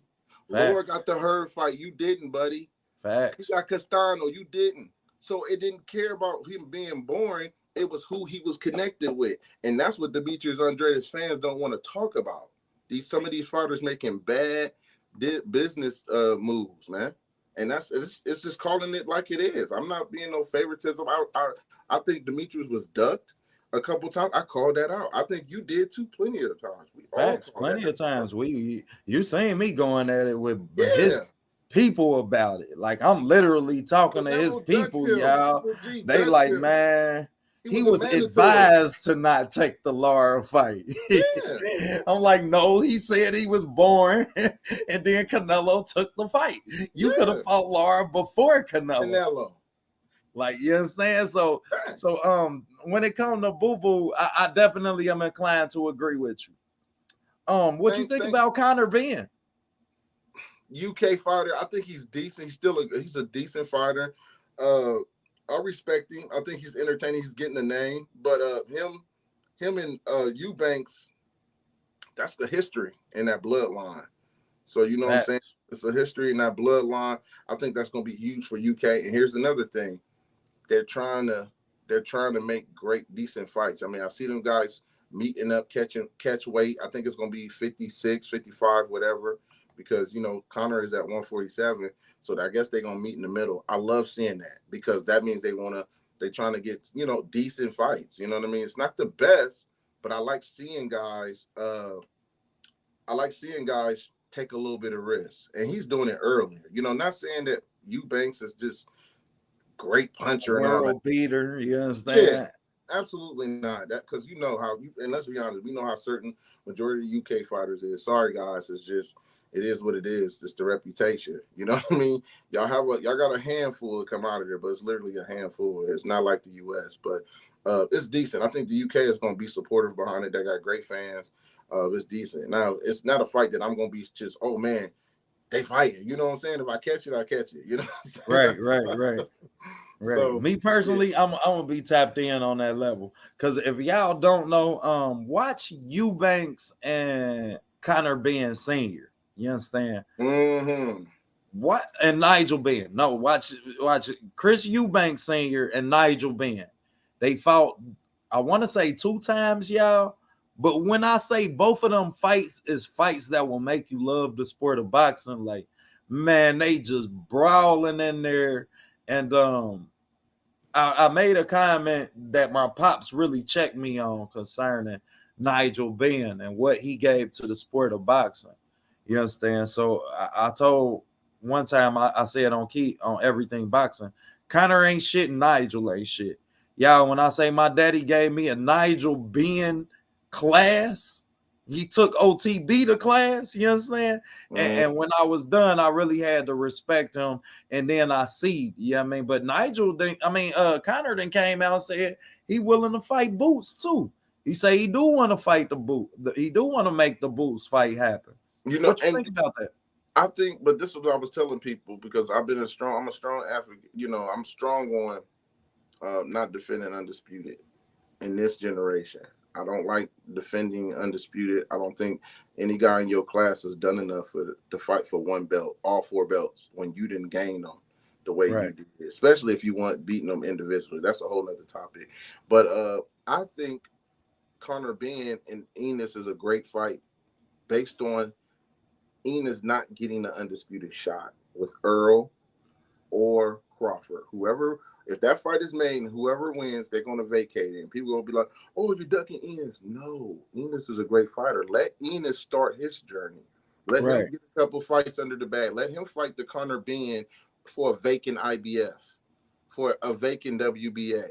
Let him fight the Conor Benn represent the Kell Brook of this new 140 generation that's coming up from the UK. Then we still got the Rashidi Ellis that's coming up.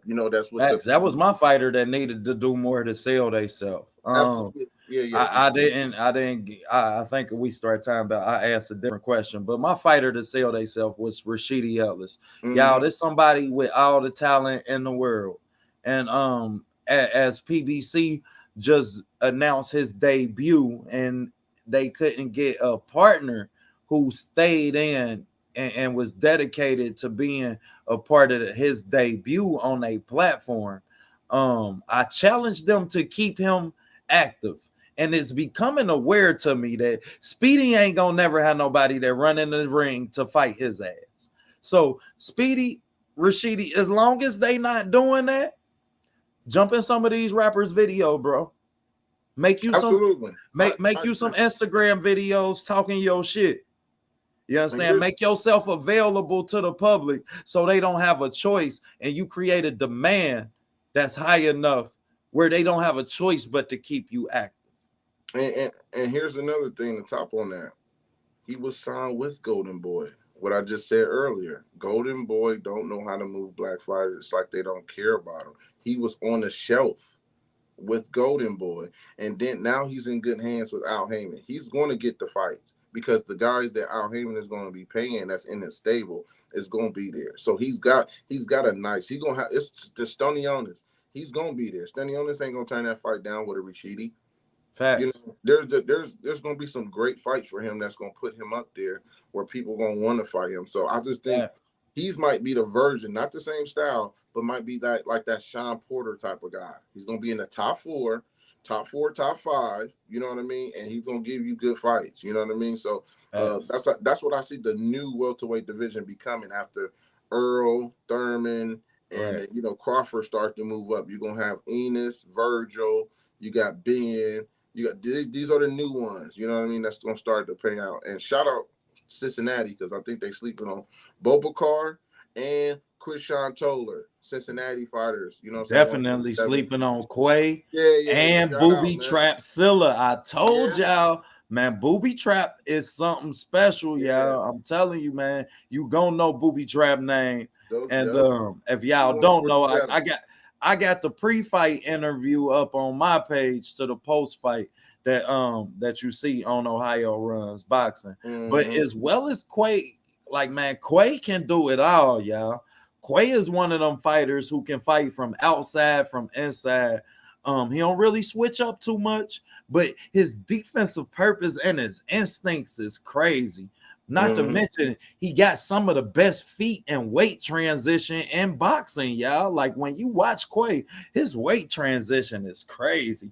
So as we, I mean, try and put them on y'all radar, you understand? Tell us a little bit about this September the 3rd card that Cortez Baynham got going on in Columbus, Ohio, your backyard. Now, you know, if it was one going in my backyard, I would have definitely knew that. Cortez got this one going on in Phoenix, Arizona. Oh, okay, it's in Phoenix. Damn, I ain't see that. Shout out to Phoenix. I gotta make sure Key. I gotta make sure ETB in there, man. Yep. Key. Yep. They're gonna be in Arizona, man. So that's gonna be a great one. Salute. Hey, y'all. Salute. I'm sorry. I'm reading the chats, man. But you good? Tell them a little bit about the fighters that we know that they gonna see. But see, I don't know everything on the card. All I know is the main event, so I have to check it. But I know Mickey Bay and Tevin Farmer is the head main event.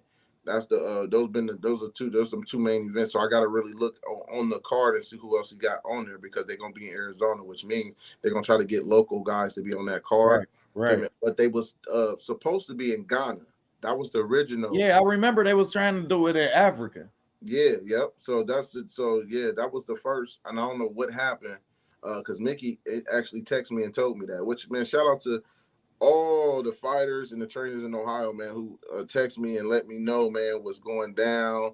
And I had this talk with you earlier, man. Sometimes we get information where we can't speak out loud and we can't tell facts. And somebody else got to release it. And I tell people all the time, I'm humble, man. I'm humble. You know, but you know, I understand. We gotta pay our dues first. You know what I'm saying? So that's how I look at it. I look at pay your dues, man. Facts. And just so y'all know, bro, just check me on this subject. You understand? So don't never think OTB don't get checked. You understand? Shout out to my big brother Blue Blood. I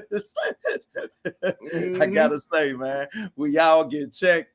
And like bro say, man, y'all know I'm in Cincinnati where it ain't hard to find out who fighting, but maintaining these relationships is something that's really important. So for any of the content creators, you know what I mean, that's in here, make sure that you're smart about these type of relationships that you build, and always be conscious that we still paying our dues. As well as I can tell y'all, OTB came in this a big dog. You know what I mean? I can talk all of that shit, but at the end of the day, you gotta understand it's levels to this shit that we do. And I'm okay with my lane. You know what I mean? I'm okay with my lane. I get it. So salute to the forefathers who may get it first. You know what I mean? And may have the platforms to necessary to do what's necessary with the information. Absolutely. You know, and we definitely salute them. But I was talking about the September 3rd KO in Ohio card. Oh, that's in Cleveland. In Cleveland. So that's okay, because they got 2 cards. That's good. Yeah, they got 2. Do they? Damn. Yeah, it's 2. So they busy. They got that one is gonna be. Salute the Queen. Thanks for tapping in, Queen. Yeah. We'll be there tonight. We'll definitely be there tonight. But yeah, that one's gonna be in Akron. We got Lamont Quarterman. He's out of Akron. He's fighting. I think he fights at 160. He's been inactive a little bit, but he's undefeated. I believe Lamont is 4-0. You got your boy David Rodriguez. You know what I'm saying? We seen him fight on big on David Rodriguez, y'all. I'm big on David, man. David is special, y'all. You know what he remind me? You know, his personality, Dave, is so quiet and humble. He remind me a lot of a Terrell Goucher. Correct me if I'm wrong. Yep. You're right too. 2 peas in a pot. Yeah, it just seemed like that's just they demeanor, man. They just ready to bang, man. They just, you know, they quiet at the press or whatever, man, and they just ready to bang. I like Dave, love Dave, and his brother. Jose Rodriguez, he the opposite. He nasty. He ready to. Yeah, they say Jose like anybody can get it. Yeah, we always want the smoke. I had to calm Jose down, man. He was going around the state trying to get fights with Ohio's, man. Like, I want to fight him. I was like, calm down, man. Listen, let's make it worth it, man. You want this Ohio versus Ohio so bad, bro. Like, calm down, Jose. Jose be wanting it, bro. That's an Akron dog right there, man. Jose want all the smoke. Yes, he do, bro. Yes, he do. But there's who else is on that card? I gotta remember. I gotta go back because there's so many cards, man. I know we got one on the Toledo. That's September the 3rd too, and that one is freaking stacked. We got Brandon Ace Vega. And Brandon, this is his 2nd fight. Shout out to Brandon. He out of I think he's staying in Vegas now. He out of Cleveland though. He's from Cleveland. Facts. You know what I'm saying? Yep, Brandon. This is gonna be his 2nd fight. Who else is on it? Because it's so many. They switching off. What's going on? We getting a couple cards on Ohio. That's in Ohio. So some of them are switching off too. You got some jumping on this card. Shout out to Deborah King, Don King's daughter. Facts. Salute. She got a card coming up on the 27th of this month in Warren, Ohio, where her dad. Make sure we get a flyer for that so we can get that to the people as well, absolutely, bro. So I'm definitely gonna let y'all know that's gonna be in Warren. I'm probably gonna go to that one too in Warren, man, because I'm from Youngstown, so that's right down the street. It's literally like 15. You know what I mean? So I'm definitely gonna go back home for that one and show her some love. She been inboxing me and just keeping in touch, man. Her and her team, man. And that's solid. Salute, yeah, I didn't even know Don King had a daughter, to be honest. Yeah, I remember you telling me a couple months back, like, man, I ain't even know Don King had a daughter. Like, shit, I didn't either. I'm just glad to have the Kings back in the boxing, man. Right. Because we know the tradition that they bring to the sport of boxing.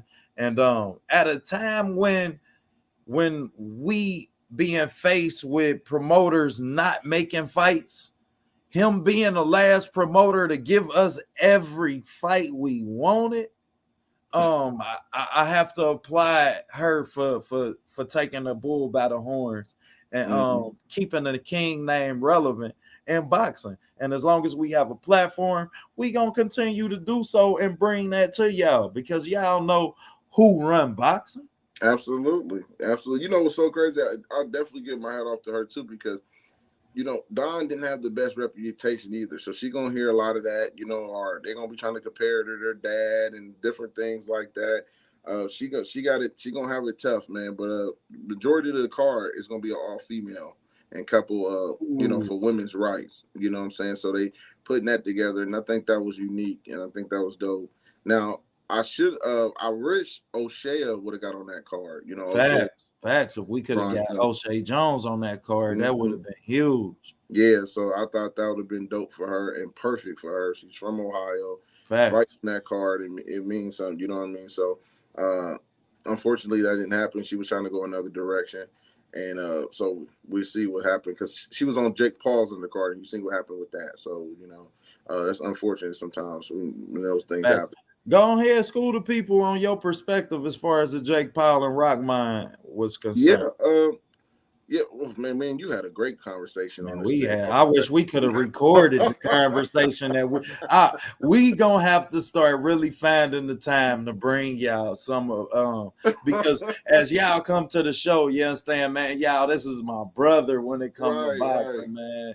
He definitely is family to me, and when we had these conversations, boy, man, we definitely gonna start bringing them to y'all in the form of this show with more consistency. Absolutely. What I was telling you earlier, one thing that we matchmakers in the business, man, and I've been in it a while, they hate unprofessionalism, and that was really huge when it comes to the smaller cards that a lot of people don't get to see on TV. We deal with guys who purposely sign contracts knowing that they're not going to make the weight and try to bully you towards the end because they know that you need to fight. Sometimes fighters has been out of haven't fought 2 years.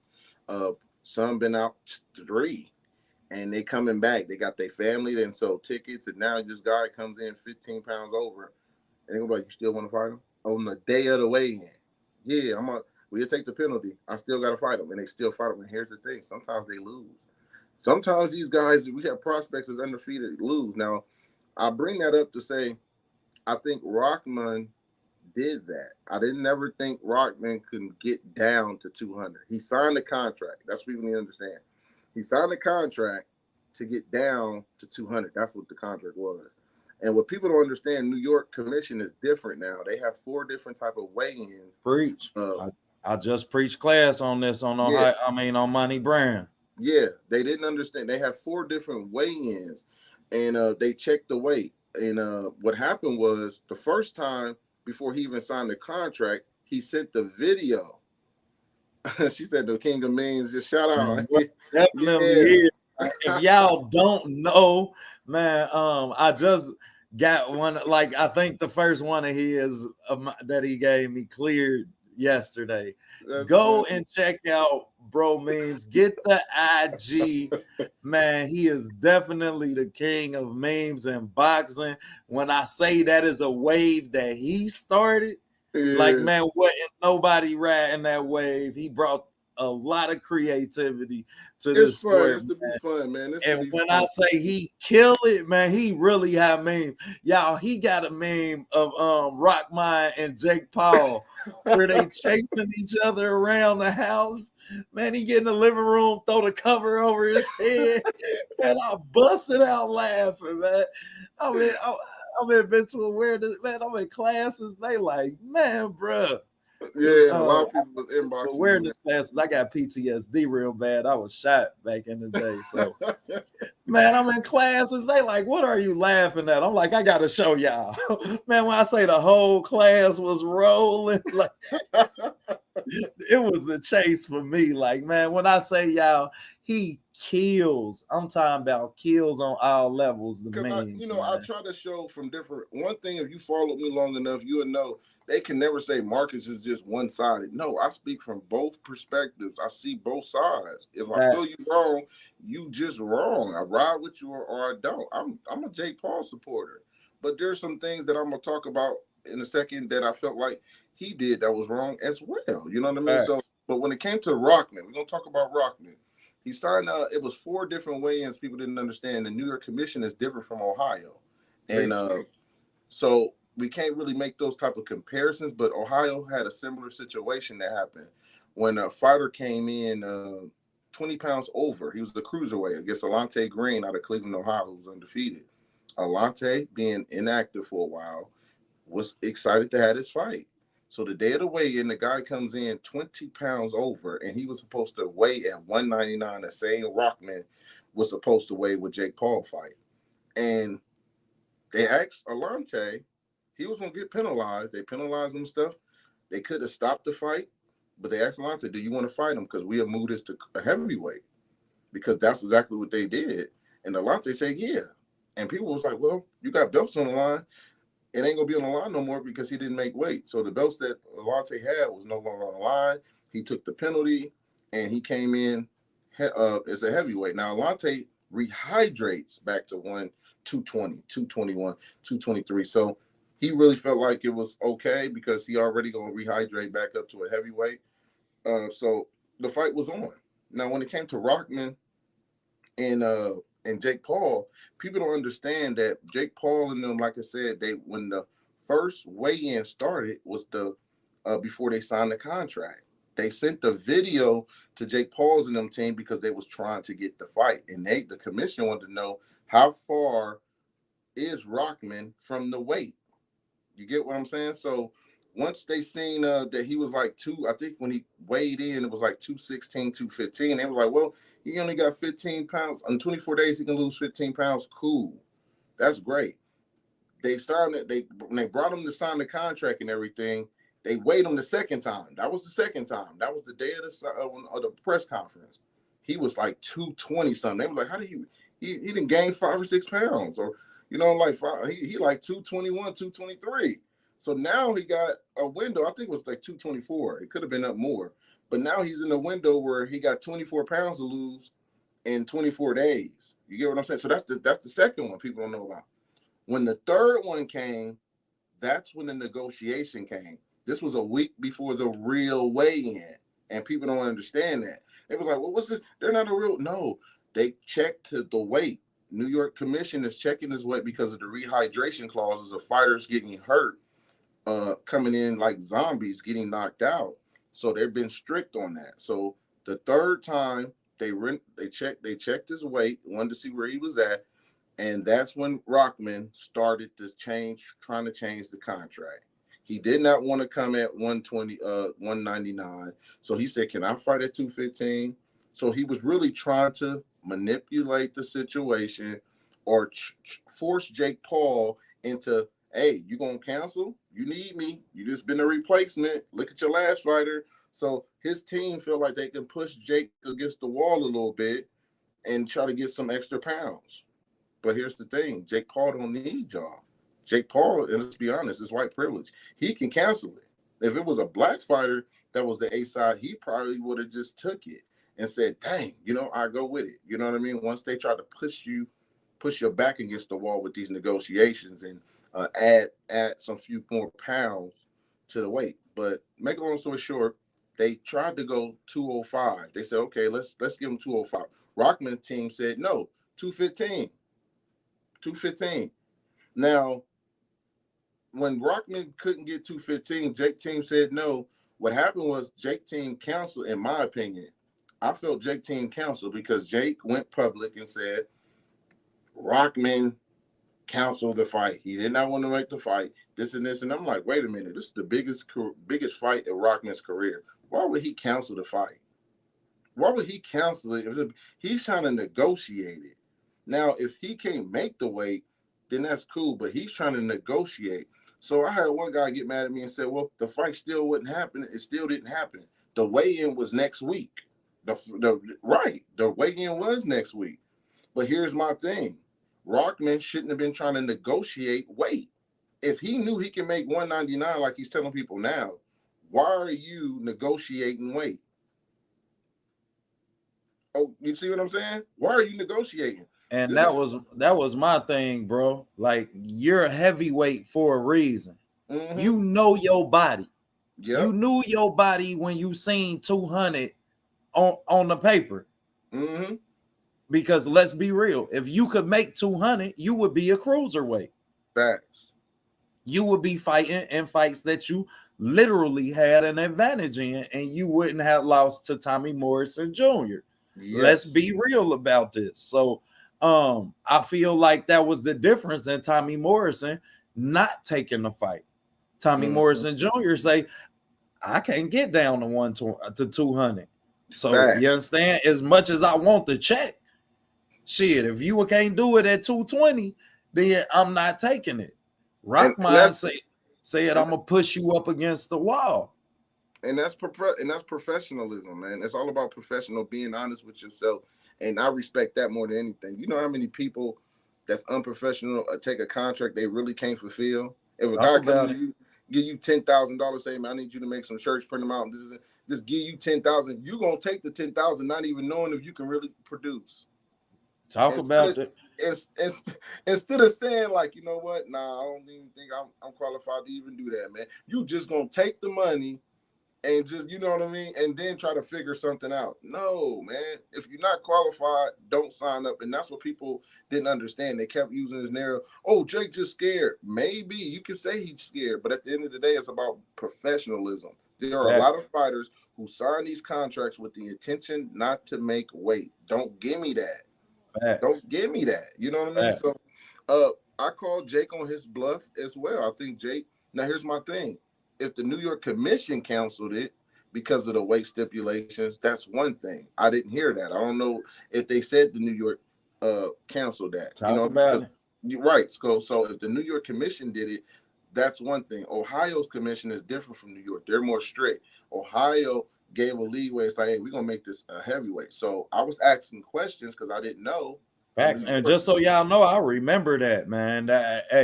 They was about to fight over that shit up there. Like they was about to fight at the weigh-in over that.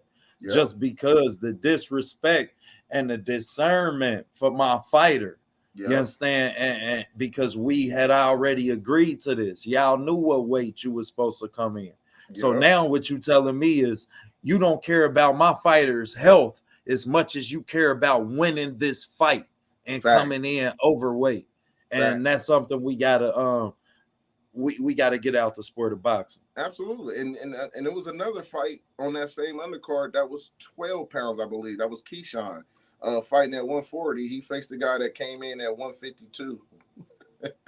He came in at 152 on a scale. And Bernie, like I said, they passed it. And I think I told you this. The fighter that Keyshawn was fighting had the nerve to say, hey, bro, I'm doing you a favor. Like, bro, you come in 5 pounds over. And just for everybody who don't know, 5 pounds over on weight night means 20 plus fight night.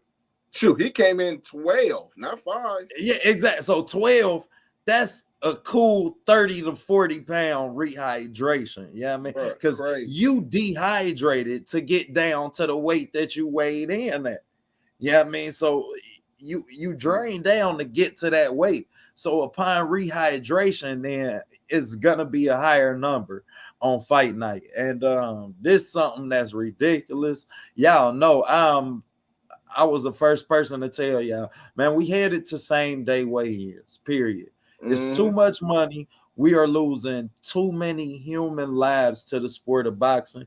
And I'll say again, rest in peace to Patrick Day and Miracle Amies. I found how to say it right. So respect to his family and respect to the lives that we lost due to the sport of boxing. But I'm the first person. I'm telling y'all, man, we headed the same day weigh-ins, and you're gonna have an hour amount to rehydrate, and this is gonna put back the ethics of boxing.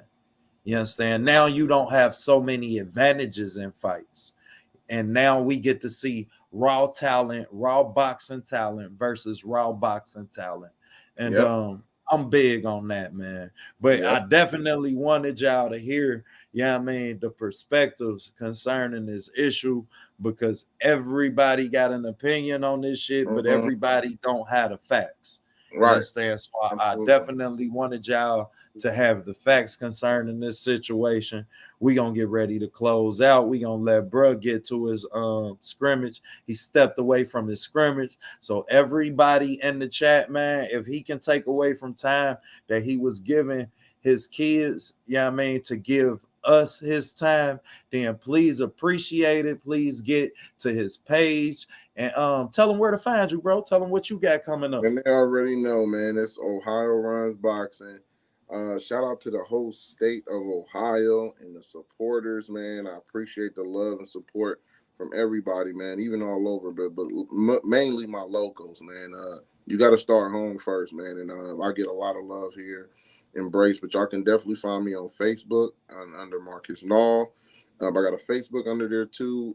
Another page, Ohio Runs Boxing on there. And you find me on my IG. That's I'm most active on my IG, man. So, but yeah, that's where y'all can find me, man.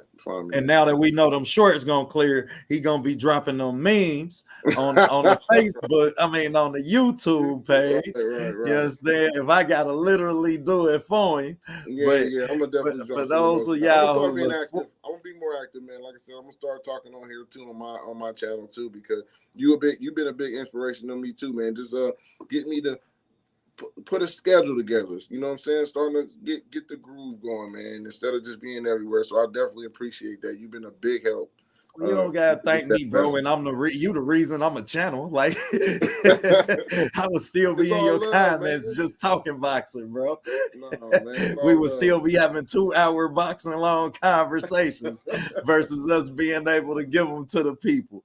So yeah, I mean that's an equal love, bro. Don't never think it ain't. Yep.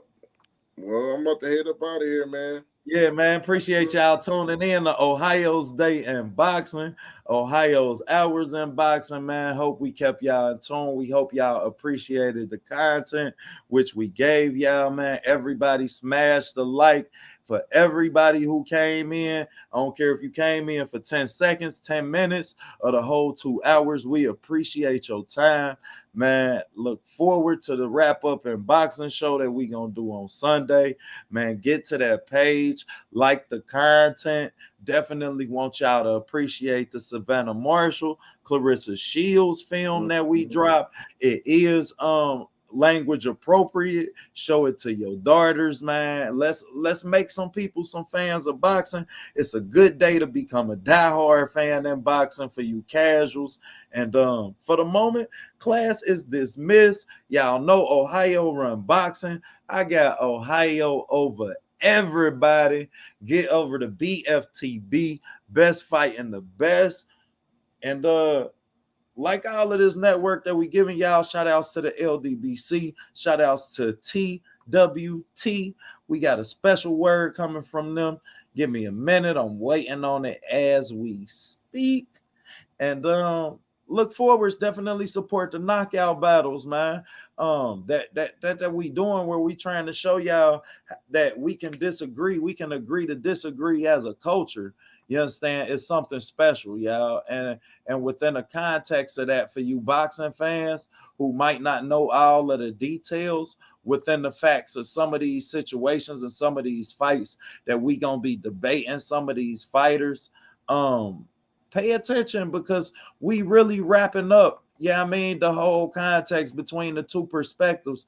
We damn sure wrapping up and leaving no stone unturned and bringing you the facts in these situations. So with that being said, man, smash the like. It's a good day to be a boxing fan. And we out.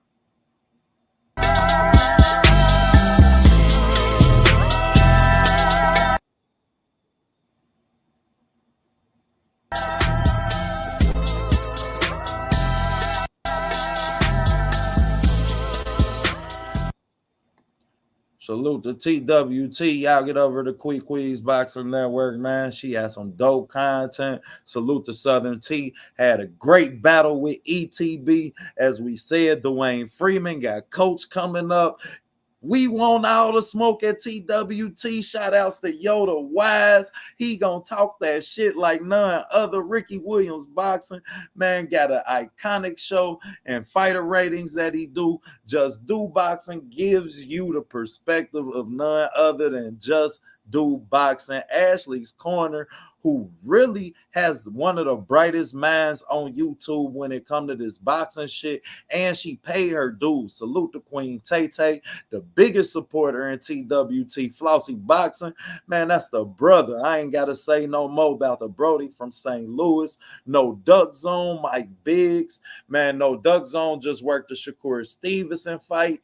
Y'all need to check that out. Skywalker Boxing, man, he just had the likes of Nonito Demare, Tim Weatherspoon, you name it. AB do all our coordination. A1 Hoop Zone on the side of the hoops. For those of y'all who love hoop, get over there, man. That's a bright basketball, man. Shout out to Brian Corbet, my brother Skills from New Orleans. From Nolans, you dig? Perspective of one and only. Man, y'all know the city of New Orleans gonna give us only the perspective that they can give us. Shout out to the rice and gumbo, alligator and gumbo. I think that's what I might be eating tonight. You dig? But shout out to everybody who came in and tuned in with us, man. Salute to TWT, the family, the brand, the winning team. On that note, we gonna be out. Get the Everything Boxing. He got a dope interview with Bryan Norman Jr. He gonna be dropping tomorrow. My guy, my big brother, Money Brown TV, man. If y'all don't get over there, man, Money got the most consistent dope content, maybe that I may really be a fan of on YouTube. Man, support the debate series at Knockout Boxing 86 TV, and also get there for all of you gamblers. Also get the Case of Void, who definitely you don't want your producer dancing in your videos. Come to Death Row. It's only one Ghetto Guys on YouTube, and make sure you get your ass there, man. I'm telling y'all, for y'all who like boxing content, Ghetto Guys got a show that he coming up with as far as trying to brand it and market it. Yeah, I mean, we will be instrumental in that, but yeah, man, he definitely got a show where he's doing something different in boxing, and he's incorporating something that I don't think nobody in the YouTube industry is doing. So y'all might as well go ahead and sub to that now, so y'all in tune when we start pushing that as a brand of the as part of the OTB boxing class 1-on-1 movement, as part of the Ohio Runs boxing movement, as part of the I Got Ohio Over Everybody. Shout outs to my brothers, the LDBC. Shout outs to everybody, all of the content creators, man. Salute the young Billy, man. Hey, bro got an interview with Shushu Carrington. Also had the likes of Ronnie Shields on last week. When I say one of the hardest workers on YouTube, get there. Salute young Billy Boxing. And man, just know we big dogs in this shit. We here now, and it's only gonna be one dog in this backyard. Know that.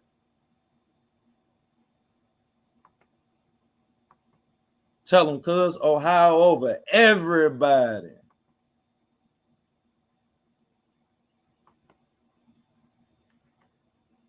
Facts. On that note, we out, man.